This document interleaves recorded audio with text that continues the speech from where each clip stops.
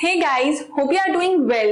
Before we start our today's topic, I have something for you. If you want guidance for better future, then you should visit Unacademy website and subscribe their class 9th and 10th courses. What is more amazing is you can get extra 10% discount. To avail the 10% discount, use the referral code ENRICH10. Hello guys, welcome to Enrich Minds channel. I am Preksha Jain, back with class 10 science. In this video, we are going to study chapter 11, the human eye and the colorful world. And ये chapter हम पढ़ेंगे line by line detailed explanation के साथ। And जैसे कि हमने बाकी सारे चैप्टर्स में कवर किया है, क्या एक्टिविटीज के सोल्यूशन, एक्सप्लेनेशन, इन टेक्स्ट क्वेश्चन के आंसर्स एंड एक्सरसाइज क्वेश्चन के आंसर्स भी। इसके अलावा एंड में हम डिस्कस करेंगे चैप्टर की समरी। एंड उसके अलावा क्या डिस्कस करते हैं हम चैप्टर के एंड में, एक्स्ट्रा इंपॉर्टेंट क्वेश्चंस भी। सो इस चैप्टर में भी हम यही सेम प्रोसेस फॉलो करने वाले हैं। सो बस पेशेंस के साथ आपको इस वीडियो को ध्यान से देखना है एंड जिसके बाद आपका इस चैप्टर के बारे में प्रॉपर अंडरस्टैंडिंग होगा। So let's start the human eye and the colourful world. So light के बारे में, तो लाइट कितना इंपॉर्टेंट है हमारे लिए कि क्या है, हम जितनी भी चीजें अपने सराउंडिंग में देख पाते हैं वो सब क्यों देख पा रहे हैं हम, बिकॉज ऑफ लाइट। ऐसे ही सिर्फ लाइट अकेले रिस्पॉन्सिबल नहीं है किसी भी चीज को देखने के लिए, इक्वली इंपॉर्टेंट है क्या, आईज। सो आईज जो है बहुत ही इंपॉर्टेंट ऑर्गन है जो कि सेंसेशन ऑफ विजन के लिए रिस्पॉन्सिबल होते हैं। सो उसके बारे में हम यहाँ पर डिटेल में देखने वाले हैं। You have studied in the previous chapter about reflection of light by lens. So lenses के थ्रू क्या होता है, रिफ्लेक्शन ऑफ लाइट की जो प्रोसेस है वो होती है। एंड प्लेन मिरर जिसमें कि एक पॉलिश्ड सरफेस है, उससे क्या होता है, रिफ्लेक्शन की प्रोसेस होती है। You have studied you also studied the nature, position and relative size of images formed by lenses, and lenses के through जो different size and positions पर images का formation होता है वो सारा भी हमने last chapter में study किया है। How can these ideas help us in the study of the human eye? अब ये सारे जो ideas है, nature, position, relative size या फिर refraction, ये human eye से कैसे relate करते हैं? The human eye uses light and enables us to see objects around us.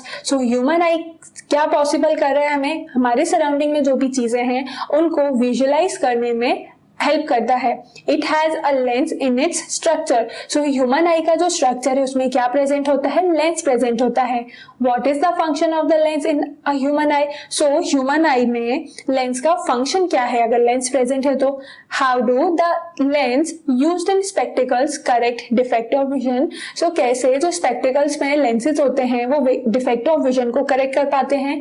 Late us consider these question in this chapter. तो ये सारे क्वेश्चंस को हम इस चैप्टर में कंसिडर करते हैं। We have learned in the previous chapter about light and some of its properties. So हमने last chapter में किसके बारे में पढ़ा, light and उसकी properties के बारे में। In this chapter we shall use these ideas to study some of the optical phenomena in the nature. So इस chapter में हम क्या study करेंगे, जो आइडियाज हमें लास्ट चैप्टर से मिले थे लाइट के बारे में, उसकी हेल्प से हम कुछ और जो ऑप्टिकल फिनोमेना नेचर में होते हैं उनके बारे में स्टडी करेंगे। We shall also discuss about rainbow formation, splitting of white light and blue colour of the sky.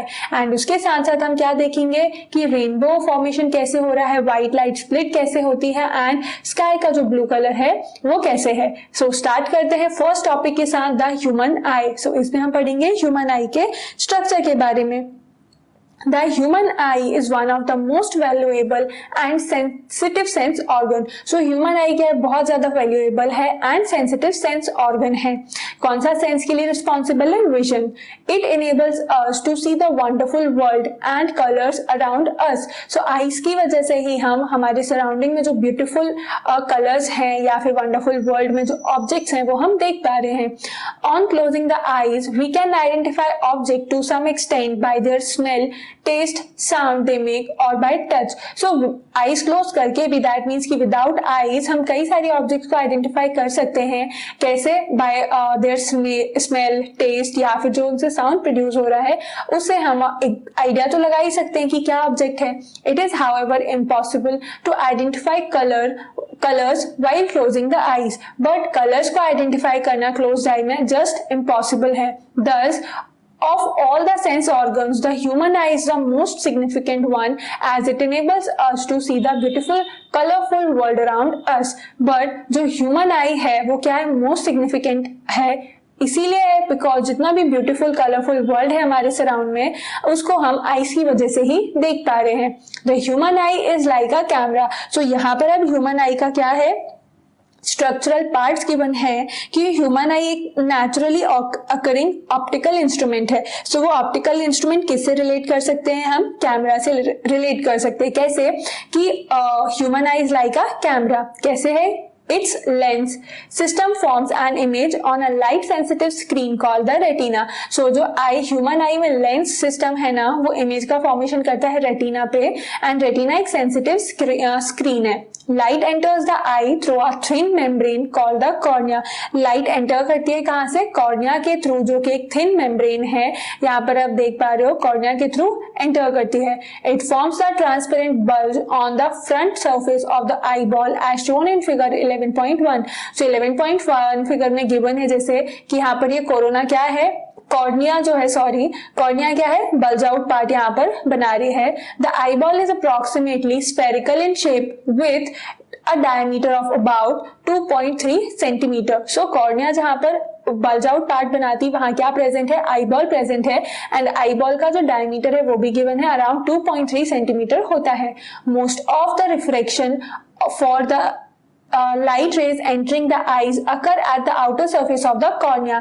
and जितना भी जो रिफ्रैक्शन की फिनोमिनन है आईज में वो कहाँ पर होती है, कॉर्निया की सरफेस पे होती है. The crystalline lens merely provides the finer adjustment of focal length required to focus objects at different distance on the retina. And जो क्रिस्टलाइन लेंस प्रेजेंट होता है, यहाँ पर गिवन है क्रिस्टलाइन लेंस प्रेजेंट है, वो क्या करता है, बहुत ही कम जो फोकल लेंथ को एडजस्ट करने की पावर होती है ना वो क्या करता है, उससे लेंस के थ्रू फोकस होती है. अगर कोई भी ऑब्जेक्ट अलग अलग डिस्टेंस पे होती है ना रेटिना से, सो इसीलिए क्या है, फोकस कौन करता है, लेंस करता है. We find a structure called iris behind the cornea. And cornea के बिहाइंड में एक स्ट्रक्चर और होता है आइरिस. आइरिस क्या है, is a dark muscular diaphragm that controls the size of the प्यूपिल. So iris का मेन फंक्शन है प्यूपिल का साइज कंट्रोल करना, एंड ये डार्क मस्कुलर डायफ्राम के फॉर्म में होता है जो कि प्यूपिल के साइज को इंक्रीज और डिक्रीज करने के लिए रिस्पॉन्सिबल है. अब प्यूपिल का क्या फंक्शन है, the प्यूपिल regulates and control the amount of light entering the eyes. तो प्यूपिल क्या कंट्रोल कर रहा है कि आईज में कितना अमाउंट ऑफ लाइट एंटर होगा. सो उसके लिए और कौन रिस्पॉन्सिबल है, iris. The eye lens forms an inverted image of the object on the retina. Eye lens का फंक्शन क्या है, eye lens रेटिना पर इन्वर्टेड इमेज का फॉर्मेशन करता है. The retina is a delicate membrane having enormous number of light sensitive sales. And retina जो है एक डेलिकेट मेम्ब्रेन है जिसके ऊपर क्या प्रेजेंट होते हैं, लाइट सेंसिटिव सेल्स प्रेजेंट होते हैं. The light sensitive sales gate activated upon illumination and generate electrical signals. और ये जो लाइट सेंसिटिव सेल्स होते हैं ये इल्यूमिनेट होने पर एक्टिव हो जाते हैं, एंड जब इल्यूमिनेट होने के बाद एक्टिव होते हैं ना तो इलेक्ट्रिकल सिग्नल्स जनरेट करते हैं. These signals are sent to the brain via the optic nerve. And ये जो सिग्नल्स हैं वो कहाँ पर जाते हैं, फिर ऑप्टिक नर्व के थ्रू ब्रेन में जाते हैं. The brain interprets these signals and finally process the information so that we perceive objects as they are. And ये जो सिग्नल्स है ना ये ब्रेन तक पहुंचने के बाद क्या होता है, वहां पर इन सिग्नल्स को इंटरप्रेट किया जाता है, एंड जो प्रोसेस है इंफॉर्मेशन सेंड बैक करने की वो यहाँ पर क्या होती है, कंप्लीट होती है. दैट मीन्स कि ब्रेन आइडेंटिफाई करता है कि जो भी सिग्नल्स हैं उसके अकॉर्डिंग कि क्या ऑब्जेक्ट है, क्या कलर्स हैं. तो ये सारा इंफॉर्मेशन कहाँ से आता है, फिर ब्रेन से आता है. क्लियर है. सो ह्यूमन आई के बारे में यहाँ पर हमने पढ़ा कि ह्यूमन आई एक ऑप्टिकल इंस्ट्रूमेंट है जो कि a pair of eyes present, and इसका मेन फंक्शन क्या है, विजन के लिए. एंड अगर आईज नहीं प्रेजेंट होंगी ना तो क्या होगा, सारा वर्ल्ड जो है वो एक डार्क प्लेस हो जाएगा. इसके और फंक्शंस क्या होते हैं, मतलब जो आईज के डिफरेंट पार्ट्स है ना सभी के अलग अलग फंक्शंस भी होते हैं. तो फंक्शंस हमने क्या क्या देखे, जैसे आइरिस का फंक्शन देखा, क्या कलर्ड पार्ट जो ब्लैक कलर होता है जनरली डार्क कलर्ड है, एंड प्यूपिल को होल्ड करता है जिससे प्यूपिल का साइज जो है वो एडजस्ट हो पाता है. प्यूपिल जो होती है वो ब्लैक कलर की होती है जनरली, एंड लाइट रेस को अब्सॉर्ब करती है, एंड जब भी लाइट जो है वो ज्यादा होती है ना तो प्यूपिल क्या होगी, कंस्ट्रिक्ट होती है, एंड लाइट की इंटेंसिटी लो होने पर प्यूपिल का साइज जो है वो एक्सपैंड हो जाता है। उसके बाद आता है क्या, कॉर्निया, जो सबसे फर्स्ट पार्ट पढ़ा था हमने, तो व्हाइट पार्ट जो है आई का वो रहता है, एंड आईज के लिए ना विंडो की तरह वर्क करता है कि जब ओपन होगा सो सराउंडिंग जो वर्ल्ड है वो देख पाते हैं। एंड जनरली जो आईज में क्या प्रेजेंट होती हैं, सीलियरी मसल्स लेंस को होल्ड करती हैं एंड फोकल लेंथ को एडजस्ट करने में हेल्प करती हैं। Ciliary muscles lens generally present जो है वो है कॉन्वेक्स लेंस है, जो कि सेल्यूलर स्ट्रक्चर है। हम ये नहीं बोल सकते कि कन्वेक्स लेंस फिक्स्ड है। आईज में नेचुरली जो लेंस प्रेजेंट होता है वो रिजेंबल करता है कन्वेक्स लेंस को, बिकॉज वो क्या प्रेजेंट है, डाइवर्जिंग लेंस प्रेजेंट है। उसके बाद आता है रेटिना। रेटिना आई के लिए स्क्रीन का वर्क करती है जहां पर इमेज का फॉर्मेशन होता है। एंड रेटिना पे 2 टाइप्स की सेल्स प्रेजेंट होती हैं। कौन कौन से सेल्स हैं, कोन्स एंड रॉड्स। तो कोन्स जो है वो कलर को रिस्पॉन्ड करते हैं एंड रॉड्स जो होते हैं वो लाइट की इंटेंसिटी को रिस्पॉन्ड करते हैं। उसके अलावा प्रेजेंट होता है येलो स्पॉट। तो ये रेटिना पे वो पॉइंट है जहां पर मोस्ट क्लियर इमेज फॉर्म होती है। उसके बाद क्या है, एक स्पॉट ब्लाइंड स्पॉट है जहां पर कोई भी इमेज का फॉर्मेशन नहीं होता। एंड ऑप्टिक नर्व जो है, तो ऑप्टिक नर्व क्या करती है, आई को ब्रेन से कनेक्ट करती है। उसके अलावा एक्वस ह्यूमर जो फ्लूइड है वो प्रेजेंट होता है बिटवीन कॉर्निया एंड लेंस। उसके अलावा जो एक और फ्लूइड होता है वाइट्रस ह्यूमर, वो प्रेजेंट होता है outside the lens. That means कि लेंस एंड रेटिना की जो सरफेस है पूरी, वहां पर प्रेजेंट होता है वाइट्रस ह्यूमर। एंड दोनों के क्या है, डिफरेंट फंक्शन होते हैं। क्या फंक्शंस है, एक्वस ह्यूमर का जो फंक्शन है वो आ जाता है कि वाटरी लिक्विड है जो कि इंटीरियर पार्ट ऑफ आई में प्रेजेंट है। एंड ये जो एक्सटीरियर पार्ट होता है ना आई को का, उसको कोलैप्स होने से प्रोटेक्ट करता है जब भी कोई सडन चेंज होगा एटमॉस्फेरिक प्रेशर में। एंड जब भी क्या होता है, आईज विंक होती है ना, सो यही फ्लूइड जो है एक्वस ह्यूमर वही आई से बाहर आता है। एंड उसके अलावा जो दूसरा फ्लूइड है वो वाइट्रस ह्यूमर, वो क्या होता है, dense jelly like fluid present होता है पोस्टीरियर पार्ट में आई के। एंड उसका मेन फंक्शन होता है आई के पोस्टीरियर पार्ट को कोलैप्स होने से बचाने का। जब भी कोई सडन चेंज होगा एटमॉस्फेरिक प्रेशर में या फिर किसी भी टाइप की इंजरी जब होगी तो उसमें आई को प्रोटेक्ट करने का फंक्शन होता है ये जो फ्लूइड्स होते हैं उनका। क्लियर है। नेक्स्ट टॉपिक आएगा अब पावर ऑफ अकोमोडेशन। तो मैंने आपको बताया या नहीं कि अनअकैडमी के सारे क्लासेस लाइव होते हैं। एंड लाइव क्लासेस का सबसे अच्छा बेनिफिट क्या है, आप अपने सारे डाउट्स को at that particular time clear कर सकते हैं, एंड वो भी best of the best teachers के साथ। सो पावर ऑफ अकोमोडेशन क्या होता है? So it is the ability of the eye lens to adjust its focal length so that a clear image is formed on retina that can be easily recognised by our brain. So ये simply eye lens की focal length को adjust करने की ability होती है। The eye lens is compose of a fibrous jelly like material. Eye lens कैसे बना हुआ है, फाइब्रस है एंड जेली लाइक मटेरियल से बना हुआ है। Its curvature can be modified to some extent by the ciliary muscles. And इसको क्या, इसका जो कर्वेचर है वो सीलियरी मसल्स के थ्रू मॉडिफाई किया जा सकता है। The change in the curvature of the eye lens can thus change its focal length. And eye lens का जो फोकल लेंथ है वो चेंज हो सकती है आई का कर्वेचर चेंज करने से। दस इट्स फोकल लेंथ इंक्रीजेस। तो क्या होता है, when the muscles are relaxed the lens become thin.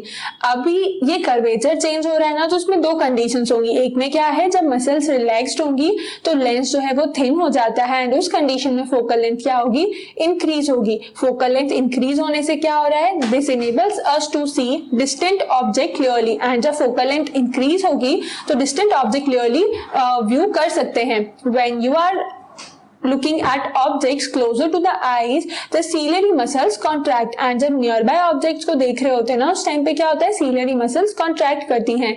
this increases the curvature of the eye lens। and इससे क्या होगा, eye lens का curvature increase होता है। the eye lens become thicker and उस टाइम पे जो आई लेंस है वो थिक हो जाते हैं। consequently the focal length of the eye lens decreases। and इसी वजह से क्या होती है, आई लेंस की फोकल लेंथ जो है वो डिक्रीज हो जाती है। this enables us to see nearby objects clearly। and इसके लिए वजह से क्या होता है, जो हम नियर बाय ऑब्जेक्ट्स है वो क्लियरली देख पाते हैं। तो इस पैराग्राफ से एक कंक्लूजन निकाल सकते हो, आपको नियर बाय ऑब्जेक्ट्स देखने के लिए क्या चाहिए, लेस फोकल लेंथ चाहिए। मतलब नियर बाय ऑब्जेक्ट है तो फोकल लेंथ भी कम है, एंड डिस्टेंट ऑब्जेक्ट है तो क्या है, फोकल लेंथ उस कंडीशन में ज्यादा होना चाहिए। So the ability of eye lens to adjust its focal length is called accommodation. And ये जो आई लेंस की एबिलिटी है ना फोकल लेंथ को एडजस्ट करने की, उसको ही बोलते हैं accommodation. However the focal length of the eye lens can not be decreased below a certain minimum limit. But eye lens की जो फोकल लेंथ होती है ना, वो एक सर्टेन लिमिट के बियॉन्ड डिक्रीज नहीं हो सकती। Try to read a printed page by holding it very close to your eyes. अगर आप बहुत ज्यादा क्लोज आई के ले जाके एक पेपर को रीड करने का ट्राई करोगे तो आपको कुछ भी नहीं दिखेगा, सारा कुछ क्या हो जाएगा, blur. You may see the image being blurred और feel strain in the eyes. Either image जो है वो ब्लर्ड हो जाएगी या फिर आईज में स्ट्रेन फील होने लगेगा। To see an object comfortably and distinctly you must hold it at about 25 centimetre from the eyes. And उसको कंफर्टेबली एंड डिस्टिंक्टली देखने के लिए क्या करना होता है, 25 सेंटीमीटर डिस्टेंस पे रखना होता है। So the minimum distance at which objects can be seen most distinctly without strain is called the least distance of distinct vision. So एक जो minimum distance that is 25 centimetre जो यहाँ पर गिवन है, जिस डिस्टेंस के से कम करने पर हम किसी भी ऑब्जेक्ट को क्लियरली नहीं देख सकते, वो क्या हो जाता है, least distance of distinct vision. It is also called the near point of the I, and इसको ही क्या बोलते हैं, आई का नियर पॉइंट बोलते हैं। For a young adult with normal vision the near point is about 25 centimetre, and एक young adult normal vision में क्या होता है, नियर पॉइंट कितना रहता है, 25 सेंटीमीटर होता है। The farthest point up to which the eye can see object clearly is called the far point of the eye। And जो farthest point होता है जहां तक कि आई किसी भी ऑब्जेक्ट को देख सकती है, जितना डिस्टेंट पे कोई भी आई जो है वो किसी ऑब्जेक्ट को देख रही है, तो वो क्या हो जाता है, far point of that eye. It is infinity for a normal eye, and ये नॉर्मल आई के लिए इनफाइनाइटी क्यों है, बिकॉज हम स्टार्स एंड मून्स को भी देख पा रहे हैं, वो काफी डिस्टेंस पर है। You may not note here a normal eye can see objects clearly that are between 25 centimeter and infinity। So एक normal eye जो है वो 25 सेंटीमीटर से infinity के बीच में कोई ऑब्जेक्ट है उसको clearly visualize कर सकता है। Sometimes the crystalline lens of people at old age become milky and cloudy। But old age में क्या होता है, जो crystalline lens है वो milky and cloudy हो जाता है। आपने और भी crystalline substance देखे होंगे जो कि by time उनकी appearance जो है वो change होती है, वैसे ही eye lens के साथ भी होता है। This condition is called cataract, and इस कंडीशन को क्या बोलते हैं, कैटरेक्ट बोलते हैं, जो कि एक आई रिलेटेड डिसीज भी है। दिस कॉजेस पार्शियल और कंप्लीट लॉस ऑफ विजन। इससे क्या होता है, पार्शियल एंड कंप्लीट लॉस हो जाता है विजन का। It is possible to restore vision through a cataract surgery, and vision restore करने के लिए कैटरेक्ट की जो सर्जरी है वो कराना जरूरी होता है। यहाँ पर अभी नेक्स्ट टॉपिक आता है defects of vision and their correction. तो डिफेक्ट्स ऑफ विजन से पहले हम यहाँ पर इस पैराग्राफ को एक शॉर्ट व्यू कर लेते हैं। पावर ऑफ एकोमोडेशन क्या हो गया, जो कि आई लेंस एडजस्ट करने की, आई लेंस में फोकल लेंथ एडजस्ट करने की जो एबिलिटी है, that is called accommodation. Far objects देखने के केस में क्या होता है ना, कि जो सीलियरी मसल्स हैं, लेंस है एंड फोकल लेंथ में क्या होता है, चेंज होता है। दैट मीन्स कि सीलियरी मसल्स क्या करती हैं, रिलैक्स करती हैं, लेंस जो है वो थिन हो जाता है एंड लॉन्गेट होता है, और फोकल लेंथ इंक्रीज होती है। फोकल लेंथ मोर है, दैट मीन्स कि हम क्या देख रहे हैं, फार ऑफ ऑब्जेक्ट्स देख रहे हैं। एंड नियर बाय ऑब्जेक्ट्स देखने के लिए क्या होता है कि फोकल लेंथ जो है कम होती है, उसके लिए क्या रहेगा, सीलियरी मसल्स जो है वो कॉन्ट्रैक्ट हो जाती हैं, लेंसेज जो है वो थिक हो जाते हैं एंड फोकल लेंथ डिक्रीज होगी, जिस वजह से हम नियर बाय ऑब्जेक्ट्स देख पा रहे हैं। उसके बाद यहाँ पर एक आई डिफेक्ट तो गिवन है, कैटरेक्ट। बाकी और कौन से आई डिफेक्ट्स होते हैं एंड उसके लिए क्या करेक्शंस यूज किए जाते हैं वो यहाँ पर गिवन है, हम उनको देख लेते हैं। समटाइम्स द आई में gradually lose its power of accommodation. कई बार क्या होती है, आई से जो पावर ऑफ अकोमोडेशन है वो नेचुरली चली जाती है। In such condition, the person cannot see the object distinctly and comfortably. तो उस कंडीशन में कोई पर्सन है वो ऑब्जेक्ट्स को प्रॉपरली नहीं देख पाते. The vision becomes blurred due to the refractive defects of the eye. And जो विजन है वो ब्लर हो जाता है because refractive defects हो जाते हैं आईज में. There are mainly three common refractive defects of vision. And mainly three common refractive defects of vision कौन से होते हैं? First one is myopia और nearsightedness. Second one is hypermetropia और farsightedness. And third one is presbyopia. So ये three common defects होते हैं eyes के. These defects can be corrected by the use of suitable spherical lenses. And ये जो defects होते हैं ना spherical lenses के use से ठीक हो जाते हैं. We discuss below these defects and their correction. तो इन defects को हम यहाँ पर और डिटेल में डिस्कस कर लेते हैं. First one is myopia.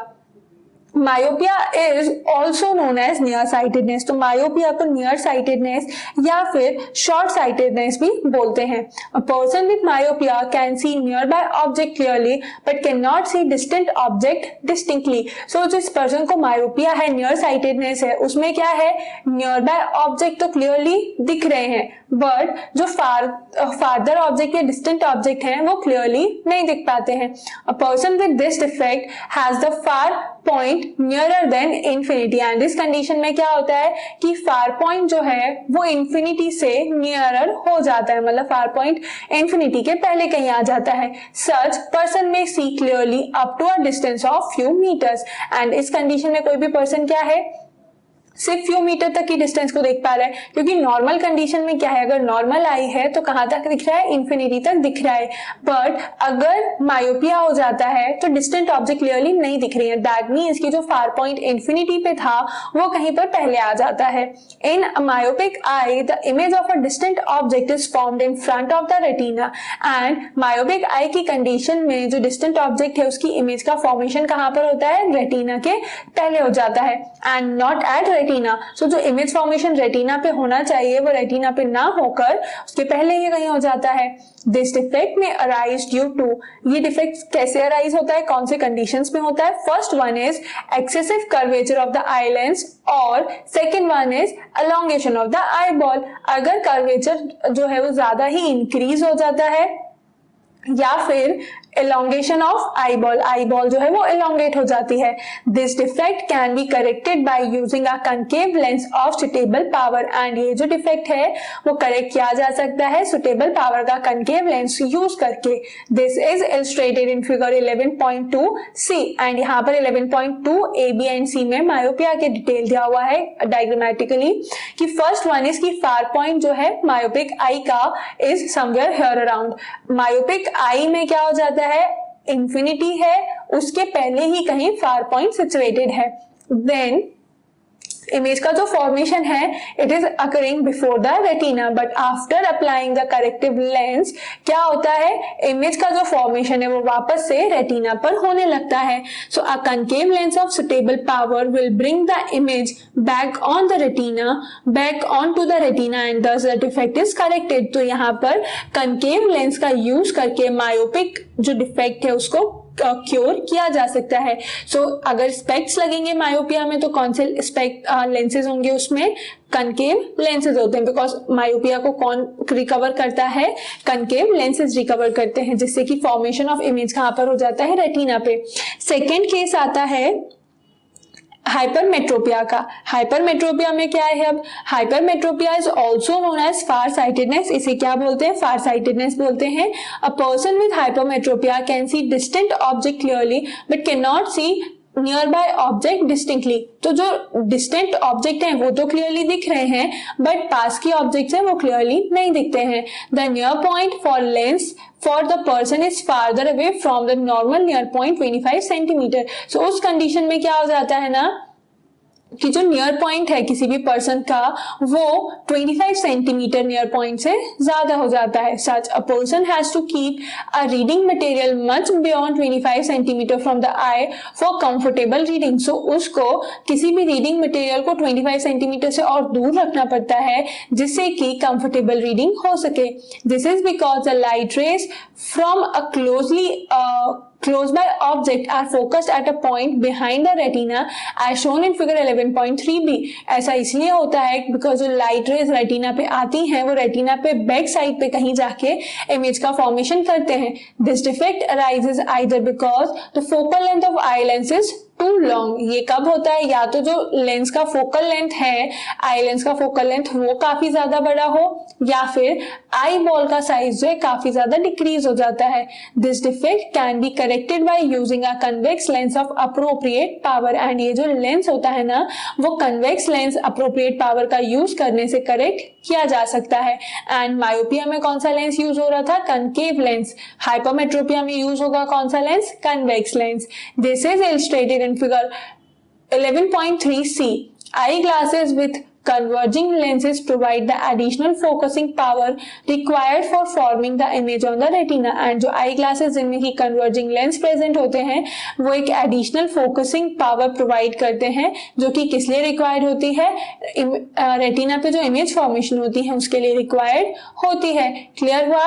Hypermetropia जो कि होता है लॉन्ग साइटेडनेस जिसमें कि कोई भी पर्सन है वो नियर बाय ऑब्जेक्ट क्लियरली नहीं देख पाता है बट डिस्टेंट ऑब्जेक्ट क्लियरली देख लेते हैं. एंड इस कंडीशन में जो है लेंस जो है वो थिक भी नहीं हो रहा है एंड फोकल लेंथ डिक्रीज नहीं हो रही है, इसलिए इमेज फॉर्मेशन जो होता है वो क्लियर नहीं होता एंड ब्रेन उस इमेज को आइडेंटिफाई नहीं कर पाते. नेक्स्ट आता है क्या? प्रेस बायोपिया. प्रेस बायोपिया में क्या हो रहा है? The power of accommodation of eye usually decreases with ageing. So age के साथ पावर ऑफ अकोमोडेशन डिक्रीज हो जाती है because ciliary muscles proper functioning करना बंद कर देते हैं.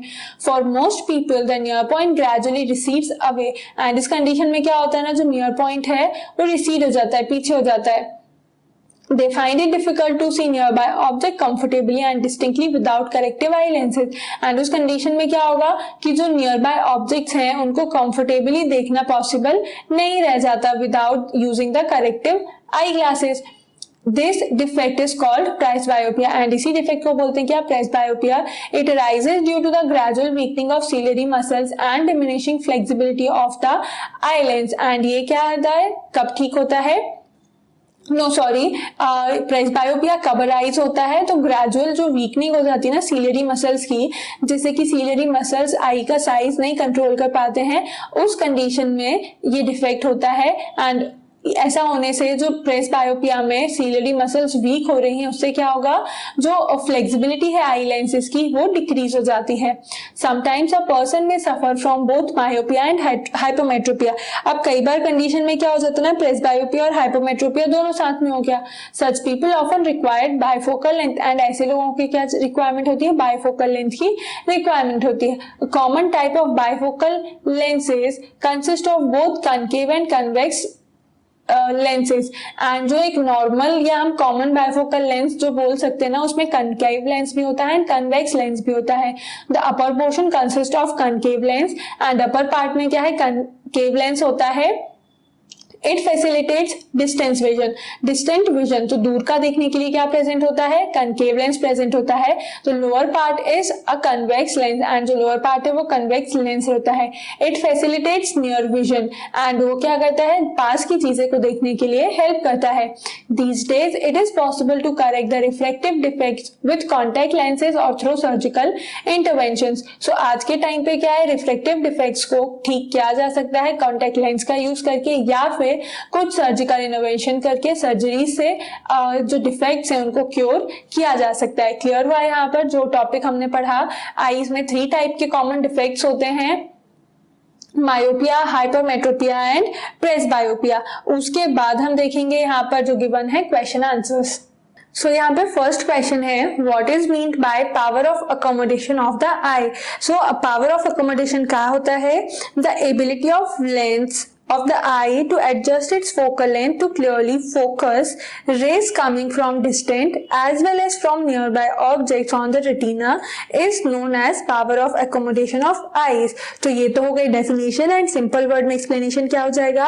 आई लेंस की जो एडजस्टिंग पावर होती है, एडजस्टिंग कैपेबिलिटी होती है ना, फोकल लेंथ को एडजस्ट करने की जो भी एबिलिटी है, फोकल लेंथ एडजस्ट क्यों करना है? जैसे near by as well as distant object clearly visualise कर पाए. सो उसी आई लेंस की फोकल लेंथ को एडजस्ट करने की एबिलिटी को बोलते हैं power of accommodation. Next question है, a person with myopic eye can not see object beyond 1.2 metre distinctly. So एक किसी पर्सन को क्या है, मायोपिक आई है एंड वो 1.2 मीटर बियॉन्ड की चीज को डिस्टिंक्टली नहीं देख पा रहे हैं। what distinctly देख पा रहे हैं, दैट मीन्स ही क्लियरली नहीं देख पा रहे हैं। would what should be the type of the corrective lens used to restore proper vision। तो इसमें क्या कौन सा टाइप का लेंस यूज होगा, तो अगर मायोपिक आई ही गिवन है कि किसी भी पर्सन को अगर मायोपिया है सो वो कौन सा लेंस यूज करते हैं, concave lens of focal length 1.2 metre यहाँ पर यूज होगा, जिससे कि वो अपना प्रॉपर विजन को रिस्टोर करे। एक चीज तो क्लियर है कि मायोपिक आई है तो कनकेव लेंस यूज होगा, बट फोकल लेंथ क्या होगी वो हमें कैसे पता चल गया, 1.2 मीटर, बिकॉज उसके बियॉन्ड चीजें देखना उसके लिए पॉसिबल नहीं है। That is why concave lens of 1.2 meter focal length. Then next one is, what is the far point and the near point of the human eye with normal vision। तो normal vision के चक्कर में normal vision के case में far point and near point क्या होगा, तो far point तो हो गया infinity, because far point जो होता है वो क्या है, maximum distance है to which eye can see object clearly। जितना भी मैक्सिमम डिस्टेंस होगा ना जहां पर आई क्लियरली देख पा रही है, तो नॉर्मल आई जो है वो इन्फिनिटी तक देख लेती है, that is why far point हो गया इन्फिनिटी। अब नियर पॉइंट जो है कि मिनिमम डिस्टेंस जहां पर कि स्ट्रेन या फिर बिना ब्लर इमेज के हम किसी भी ऑब्जेक्ट को देख पाए। सो अगर यहाँ आंसर हो जाएगा 25 सेंटीमीटर, क्योंकि अगर आप 25 सेंटीमीटर पे कम डिस्टेंस रखोगे ना तो कोई भी ऑब्जेक्ट क्लियरली नहीं देख पाओगे आप, एंड वहां पर आईज में स्ट्रेन होने लगता है। That is why far point is infinity and near point is what, 25 centimeter। Then next question is, a student has difficulty reading the blackboard while sitting in the last row। तो एक student को क्या हो रही difficulty होती है blackboard को देखने में, जबकि वो कहाँ बैठा हुआ है, लास्ट रो में। What could be the defect the child is suffering from। तो वो चाइल्ड है वो कौन से डिफेक्ट से सफर कर रहा है, how can it be corrected, and उसे करेक्ट कैसे किया जा सकता है।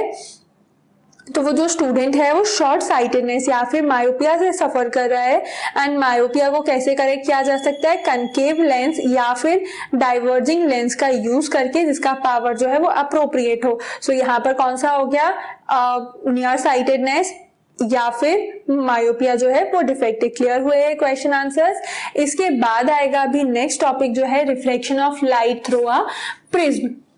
सो रिफ्लेक्शन को तो हमने लास्ट चैप्टर में भी पढ़ा है कि जब किसी एक ट्रांसपेरेंट मीडियम से लाइट पास होती है तो because of the differences in medium light जो है वो डेविएट हो जाती है अपने पास से, and that is called as reflection. यहाँ पर अब हम देखते हैं कि प्रिज्म के थ्रू रिफ्लेक्शन कैसे पॉसिबल है।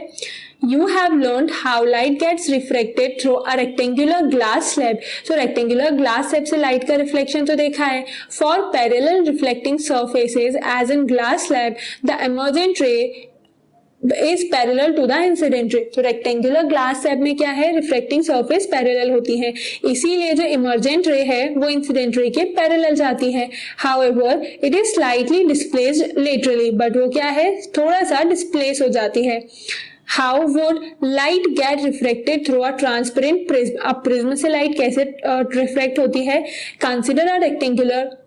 Consider a triangular glass prism। It has two triangular base and three rectangular lateral surface। So एक जो triangular prism है उसमें क्या होंगी, दो surfaces, तो जो है base वो triangle होंगे, बाकी की जो three face रहेंगे lateral face वो rectangular होंगे। These surfaces are inclined to each other, and ये जो surface है आपस में inclined होते हैं some angle पे। The angle between its two lateral faces is called the angle of the prism। and दो lateral faces के बीच में जो angle है उसको ही बोलते हैं angle of prism। Let us now do an activity to study the refraction of light through a triangular glass prism। and अब यहाँ पर एक एक्टिविटी दी हुई है जिसके थ्रू हम क्या पढ़ सकते हैं कि रिफ्रैक्शन जो है ग्लास प्रिज्म के थ्रू कैसे पॉसिबल होता है। So let's see the activity. Activity 11.1 Fix a sheet of white paper on a drawing board using drawing pens। तो ड्राइंग पेन का यूज करके यहाँ पर क्या करना है, एक व्हाइट शीट को एक ड्राइंग बोर्ड पे लगाना है। Place a glass prism on it in such a way that it resides on its triangular base। And glass prism को ऐसे रखना है जो कि ट्रायंगुलर बेस पे क्या हो उस पेपर पे आ जाए। Trace the outline of the prism using a pencil and prism pencil का यूज करके उस प्रिज्म की जो ट्रायंगुलर बेस है ना वहां पे लाइनिंग करना है, ड्रॉ करना है।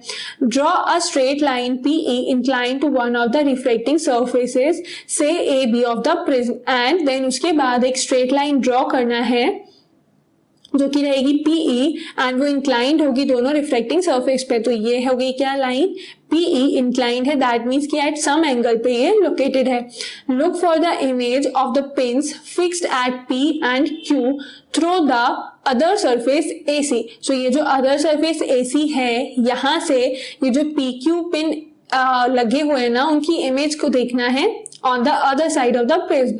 Fix 2 more pins at point R and S such that the pin R and S and the image of the pins P and Q lie on the same straight line. So ये R S pin कहाँ लगाने हैं, जहां पर आप P and Q की image को देख पा रहे हो वहां पर ही पिन्स लगाना है एंड वो दोनों पॉइंट्स को नेम देना है।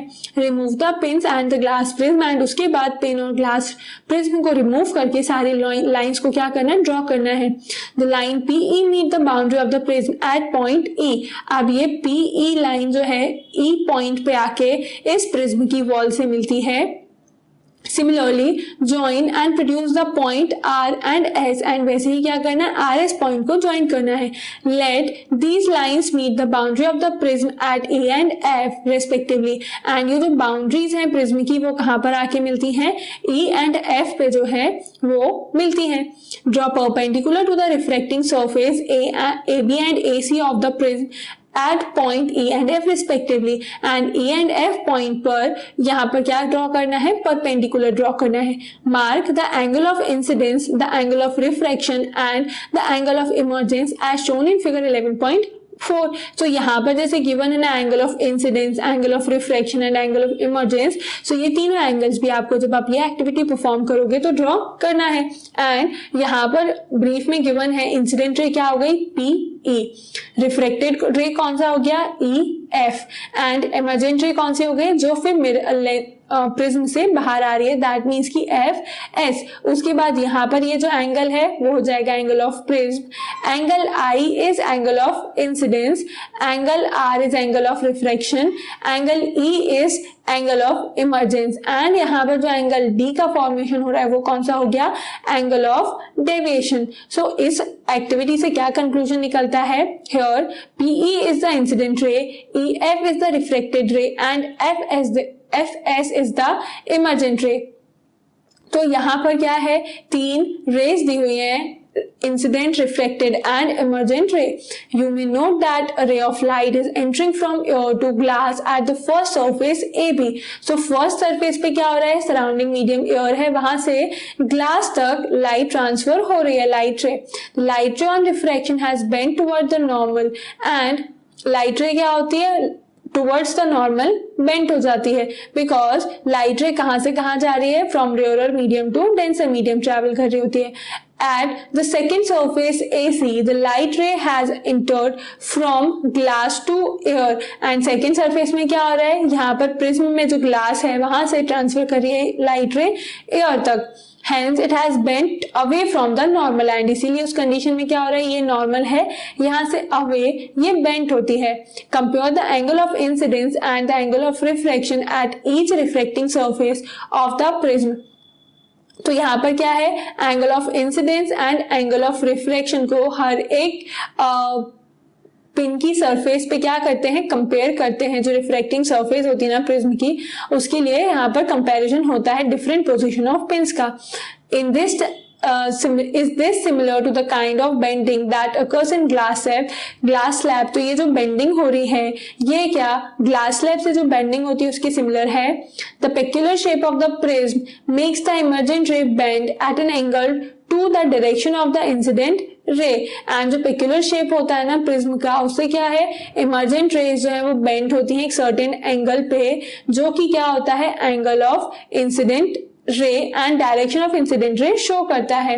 This angle is called the angle of deviation. So angle of incident नहीं होता है वो क्या होता है, एंगल ऑफ डेविएशन होता है, बिकॉज यहाँ पर ये देखो आप इंसिडेंट रे जहां पर एक्सटेंड होती है एंड इमर्जेंट रे को अगर आप एक्सटेंड करोगे बैक साइड पर, सो इन दोनों के थ्रू जो एंगल का फॉर्मेशन हो रहा है वो तो होता है एक तो क्या, angle of deviation. In this case angle D is the angle of deviation and यहाँ पर क्या है, एंगल डी है। Mark the angles of deviation in the above activity and measure it. And ऐसे ही आपको जो एक्टिविटी परफॉर्म करोगे उसमें एंगल ऑफ डेविएशन को मेजर करके एक्टिविटी में शो करना है। क्लियर हुआ?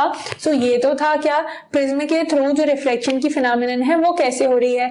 बट प्रिज्म में जो रिफ्लेक्शन होता है ना उसके थ्रू ही होता है dispersion of white light by glass prism. तो ग्लास प्रिज्म या उससे सिमिलर जो स्ट्रक्चर्स होंगे ना उनमें क्या होता है, जब लाइट रेज पास होती हैं सो वो 7 कलर्स में डिवाइड हो जाती हैं। सो यहाँ पर हम देखेंगे dispersion of white light by glass prism.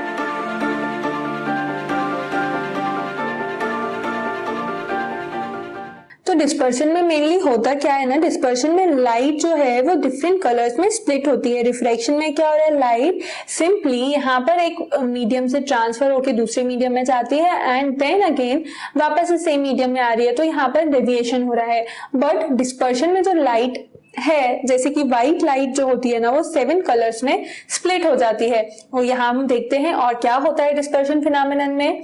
You must have seen and appreciated the spectacular color in a rainbow. So rainbow के जो कलर्स हैं वो सबको ही क्या है, बहुत ज्यादा ब्यूटीफुल लगते हैं। How could the white light of the sun give us various colors of the rainbow? So जो सन की व्हाइट लाइट है वो कैसे वेरियस कलर्स दे देती है रेनबो के। Before we take up this question, we shall first go back to refraction of light through a prism. तो ये क्वेश्चन देखने से पहले हम क्या पढ़ लेते हैं, reflection of light through a prism कैसे हो रहा है। यहाँ पर क्या होता है, the inclined reflecting surface of a glass prism show exciting phenomenon. जो इंक्लाइंड प्लेन है वहां से जब लाइट रे पास होती है ना, सो एक्साइटिंग फिनोमिनन क्या हो रहा है कि डेविएट होने के बाद जब वो इमर्ज होती है, सो एंगल ऑफ रिफ्रैक्शन है, एंगल ऑफ इमर्जेंस है एंड साथ साथ जो डेविएशन हो रहा है उसका एंगल भी हम मेजर कर पा रहे हैं यहाँ पर। दैट मीन्स क्या शो करता है वो कि लाइट रे जो है वो से डेविएट हुई है।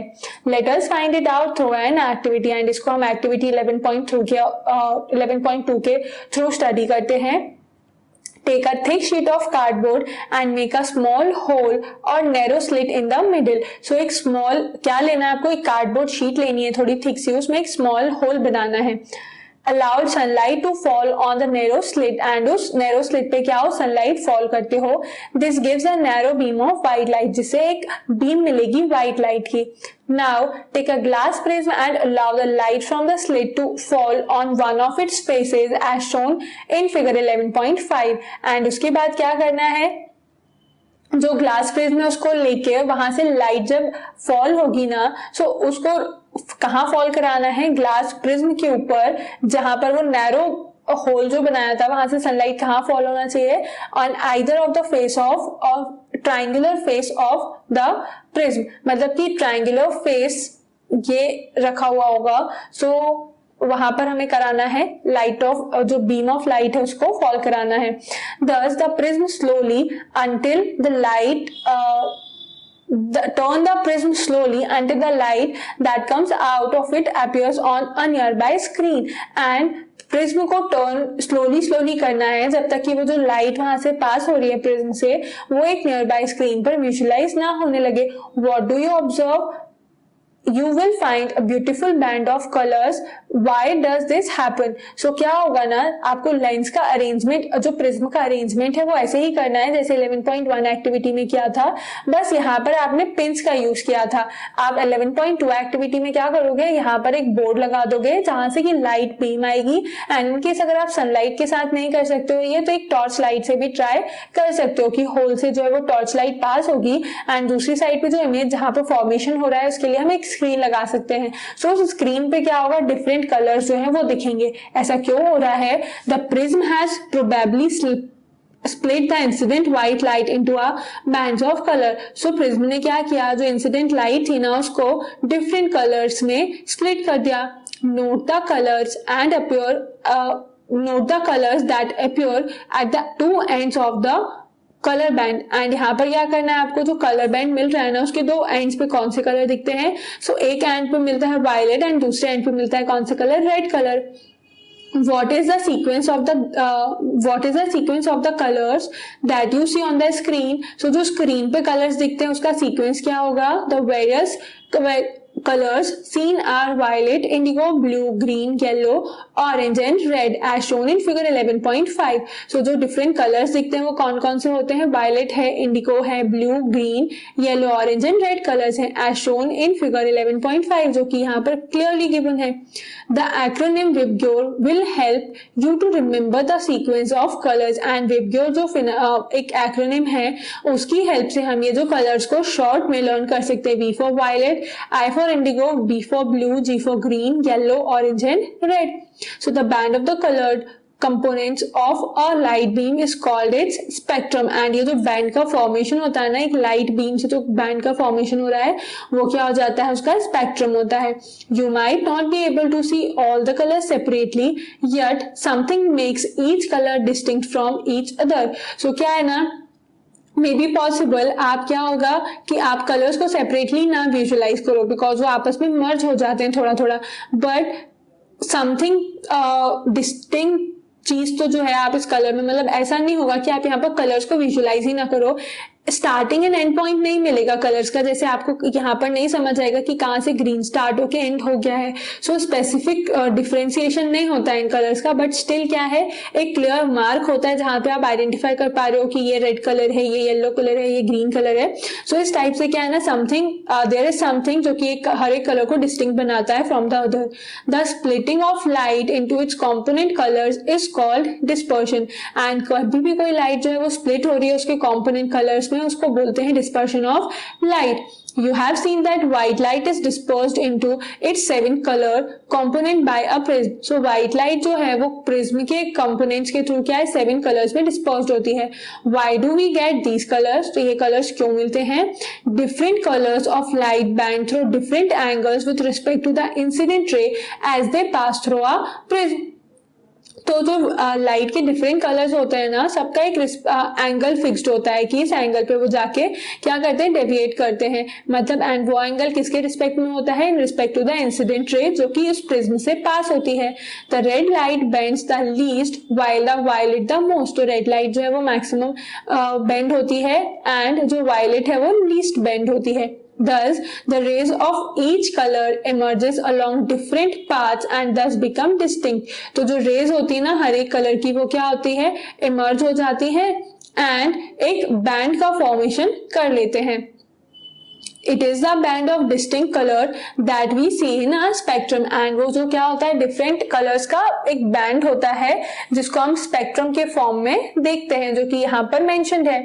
Isaac Newton was the first to use a glass prism to obtain the spectrum of sunlight, and सबसे पहले sunlight का जो spectrum है वो किसने बनाया था, Isaac Newton ने।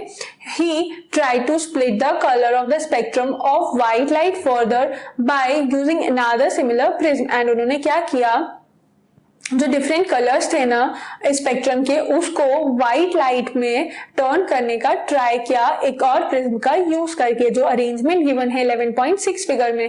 क्योंकि यहाँ पर एक प्रिज्म से जब व्हाइट लाइट पास हो रही है तो वो कन्वर्ट हुई एक बैंड ऑफ स्पेक्ट्रम में, एंड वो जब बैंड ऑफ स्पेक्ट्रम में जो डिफरेंट कलर्स हैं वो प्रिज्म से पास होते हैं, सो अगेन व्हाइट लाइट का फॉर्मेशन होता है। However he could not get any more colours, तो उससे क्या हुआ, उनको कोई ज्यादा कलर नहीं मिला। ऐसा नहीं हुआ कि ये जो डिफरेंट कलर्स है वो अगेन जब एक प्रिज्म से पास होते हैं तो वो और ज्यादा कलर्स में स्प्लिट हो, ऐसा कुछ भी नहीं हुआ। बट जब ये 7 कलर्स प्रिज्म से पास हुए तो वो व्हाइट कलर में कन्वर्ट हुए। He then placed a second identical prism in an inverted position with respect to the first prism. So उसके बाद उन्होंने क्या किया कि सेकेंड प्रिज्म जो रख रहे थे ना उसको फर्स्ट प्रिज्म के रिस्पेक्ट में इन्वर्टेड पोजीशन में रखा, as shown in figure 11.6।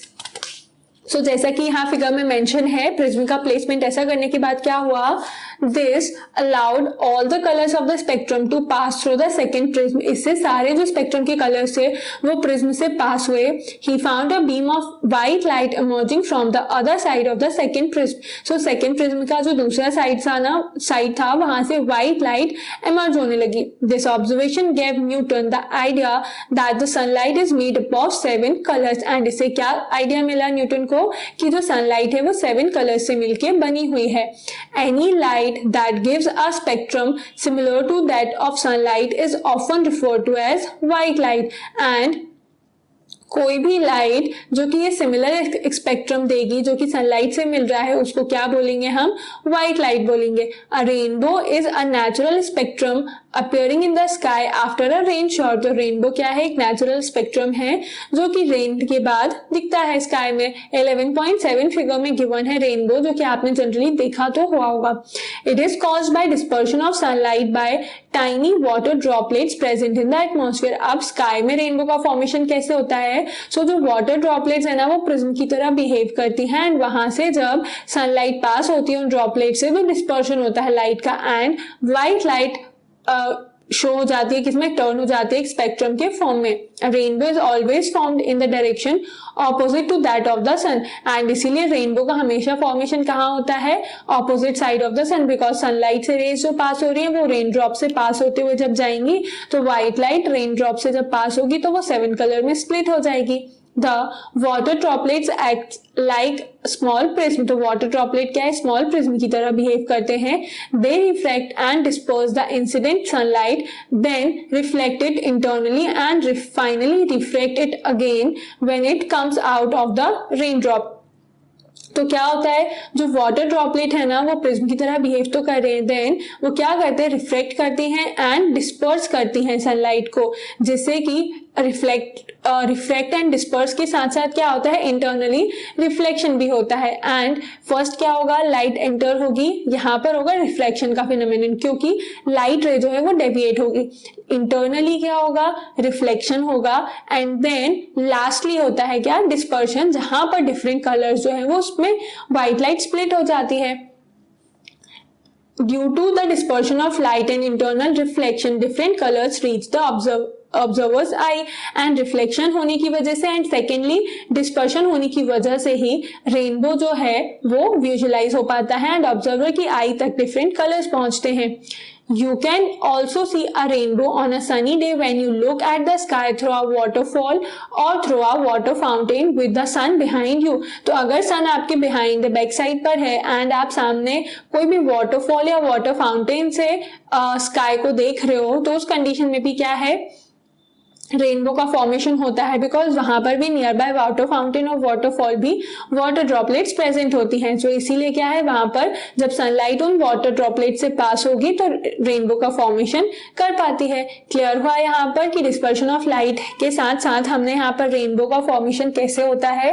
Rainbow में कौन कौन सी प्रोसेस इन्वॉल्व है, refraction, reflection and dispersion. So refraction और डिस्पर्शन तो ठीक है, बाकी रिफ्लेक्शन कौन सा हो रहा है, इंटरनल रिफ्लेक्शन होता है। क्लियर हुआ ना यहाँ पर ये टॉपिक। नेक्स्ट टॉपिक देखना है अब atmospheric refraction.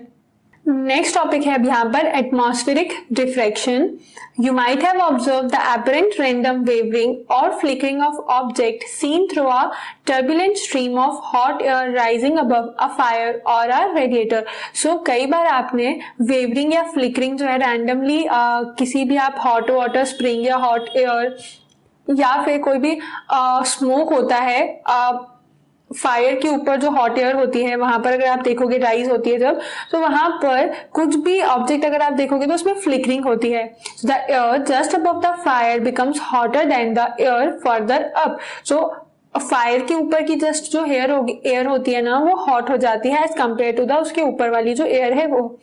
The hotter air is lighter, that means की less dense than the cooler air above it. तो जो हॉटर एयर होती है ना उसकी डेंसिटी कम होती है in comparison to the cooler air and has a refractive index slightly less than that of the cooler air, and इसीलिए उसका refractive index भी क्या होता है, slightly कम होता है cooler air के comparison में। Since the physical condition of the refracting medium, that means कि air are not stationary, the apparent position of the object as seen through the hot air fluctuates। तो physical condition जो होती है ना refracting medium जो कि air है वो stationary नहीं है, because air तो दोनों में present है, hot है चाहे cold है, but वहां पर भी क्या है, डेंसिटी में डिफरेंस होने की वजह से ऑब्जेक्ट की जो एपरेंट पोजीशन है ना वो डिफरेंट दिखती है। मतलब जो ऑब्जेक्ट का इमेज फॉर्मेशन हो रहा है उसका पोजीशन है वो क्या होता है, फ्लक्चुएट होता है।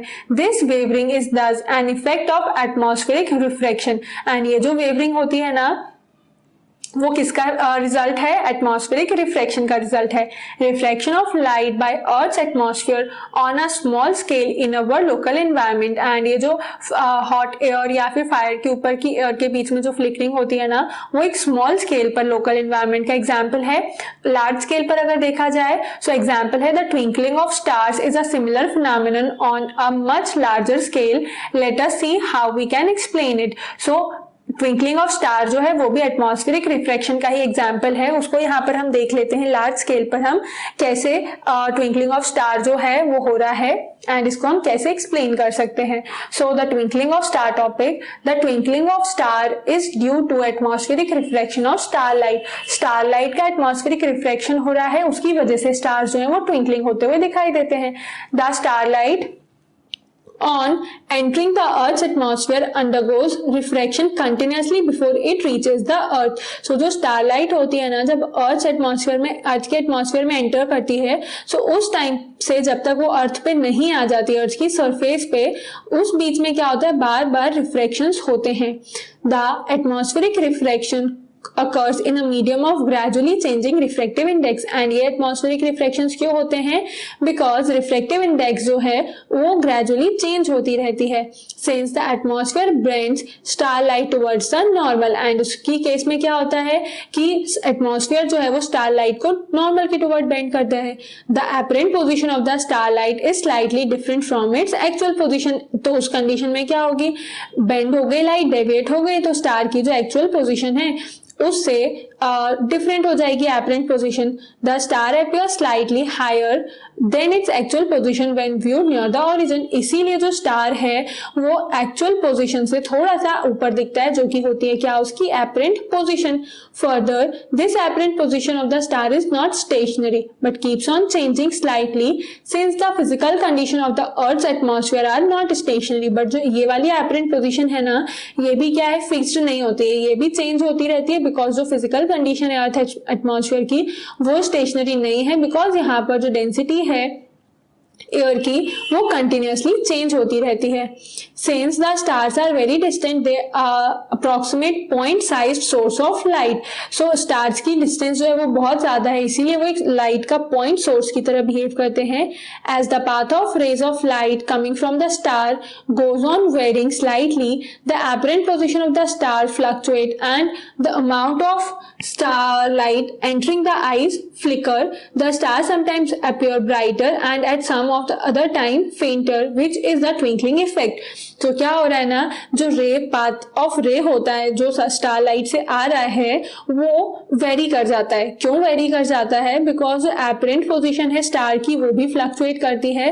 दैट इज वाई जो अमाउंट ऑफ लाइट आती है, दैट मीन्स की जो स्टार लाइट है आई में एंटर करती है वो भी फ्लिकर करने लगती है। इसीलिए स्टार कई बार ब्राइटर दिखता है एंड कई बार फेंटर दिखता है, एंड इसी इफेक्ट को बोलते हैं ट्विंकलिंग इफेक्ट। एंड ये मेनली क्यों हो रहा है, because of the different refractive index in the atmosphere we see twinkling of star phenomenon।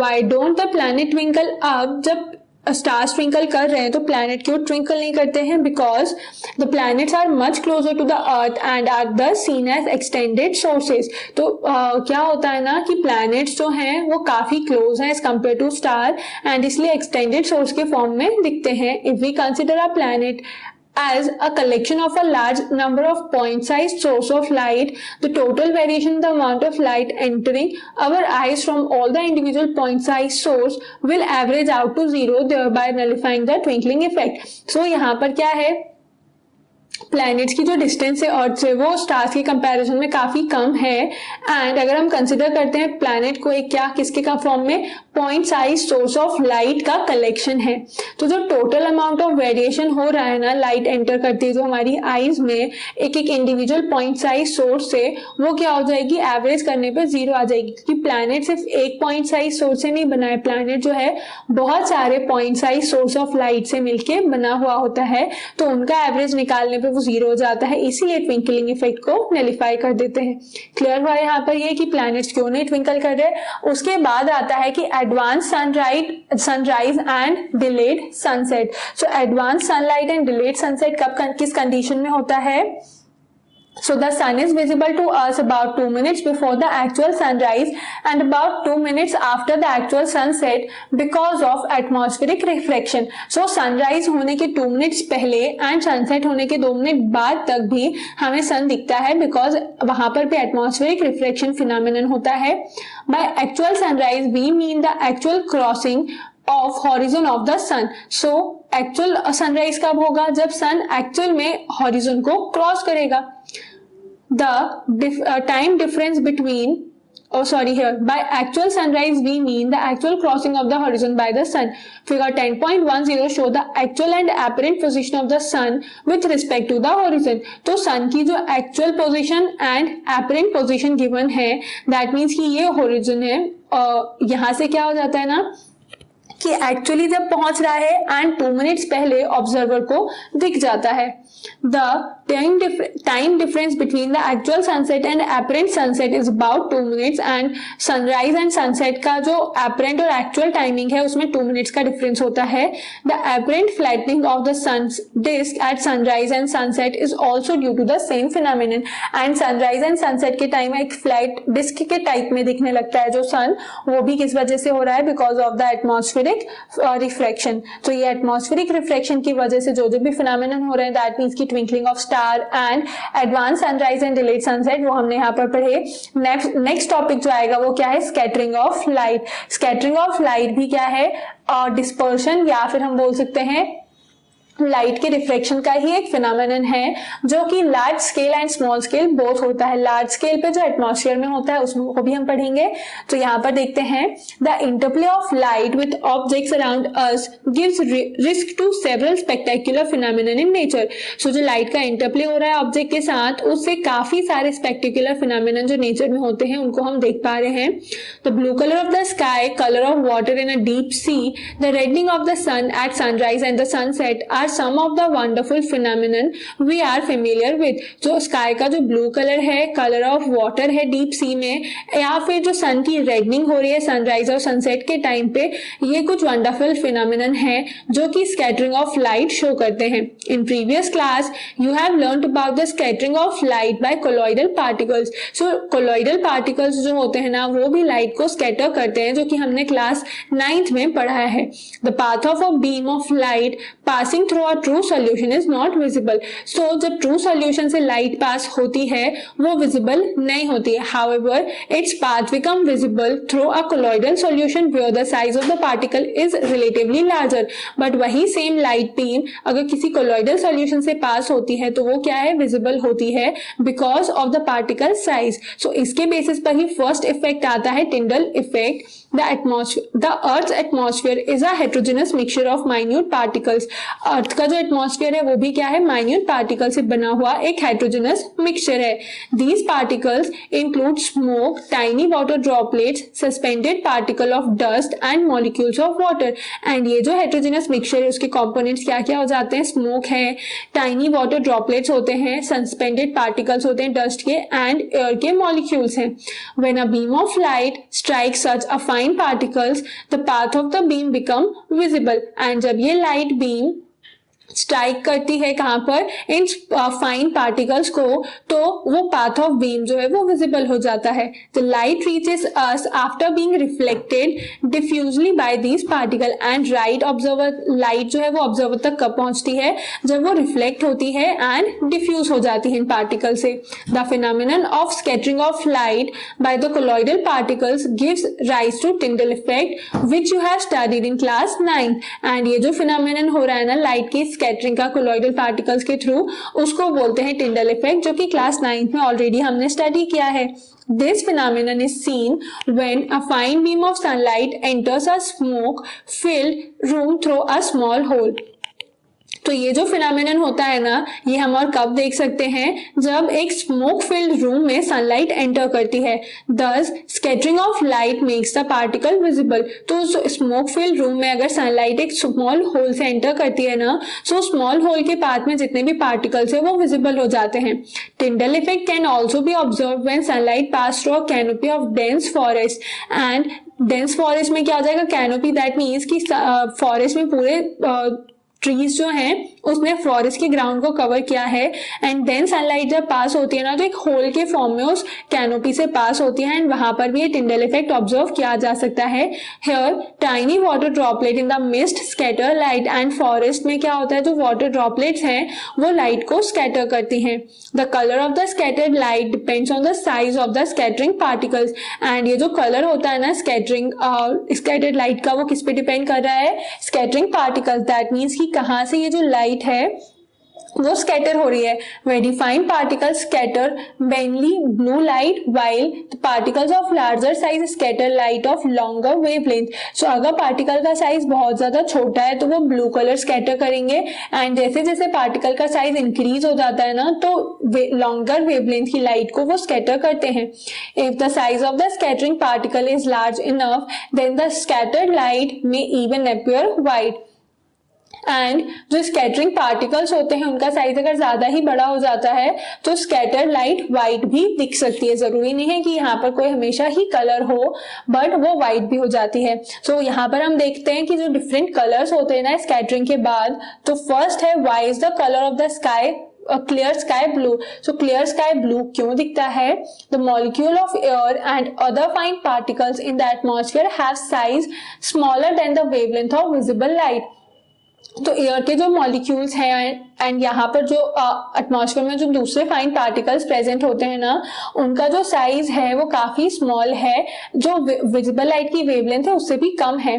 These are more effective in scattering light of shorter wavelength at the blue end than light of longer wavelength at the red end. So इसीलिए क्या होता है ना, particle small होने की वजह से जो शॉर्टर वेवलेंथ की लाइट है, दैट मीन्स की ब्लू लाइट, वो स्कैटर करते हैं. The red light has a wavelength about 1.8 times greater than the blue light. And red light की वेवलेंथ ब्लू लाइट के कंपैरिजन में 1.8 टाइम्स ज्यादा होती है. Thus, when sunlight passes through the atmosphere, the fine particles in air scatter the blue color. इसीलिए जब sunlight क्या है पास होती है ना एटमॉस्फेयर में, सो फाइन पार्टिकल से स्कैटर होके ब्लू कलर अपीयर होता है, जो कि शॉर्टर वेवलेंथ है, more strongly than the red. Red colour भी स्कैटर अगर हो रहा है बट इतना स्ट्रांगली नहीं होता जितना कि blue. So the scattered blue light enters our eyes. तो ब्लू कलर ज्यादा स्कैटर हो रहा है, इसलिए ब्लू कलर हम देख पा रहे हैं.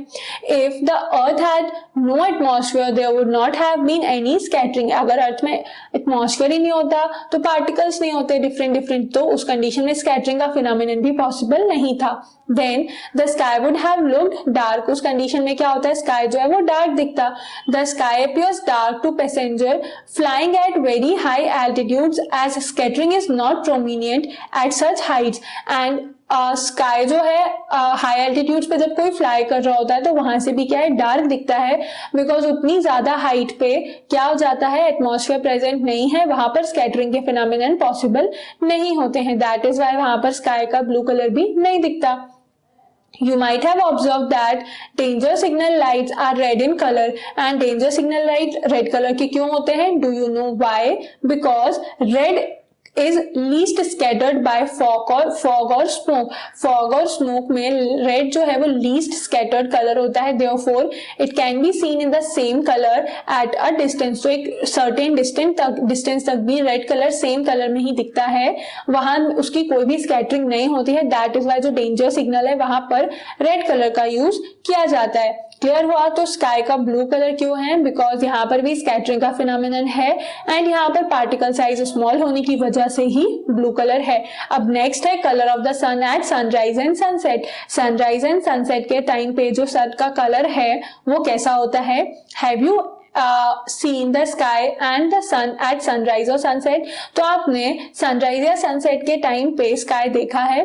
Have you wondered as to why the sun and the surrounding sky appear red? तो सनराइज एंड सनसेट अगर आपने देखा है तो उस टाइम पे जो सराउंडिंग स्काई है वो रेड दिखता है.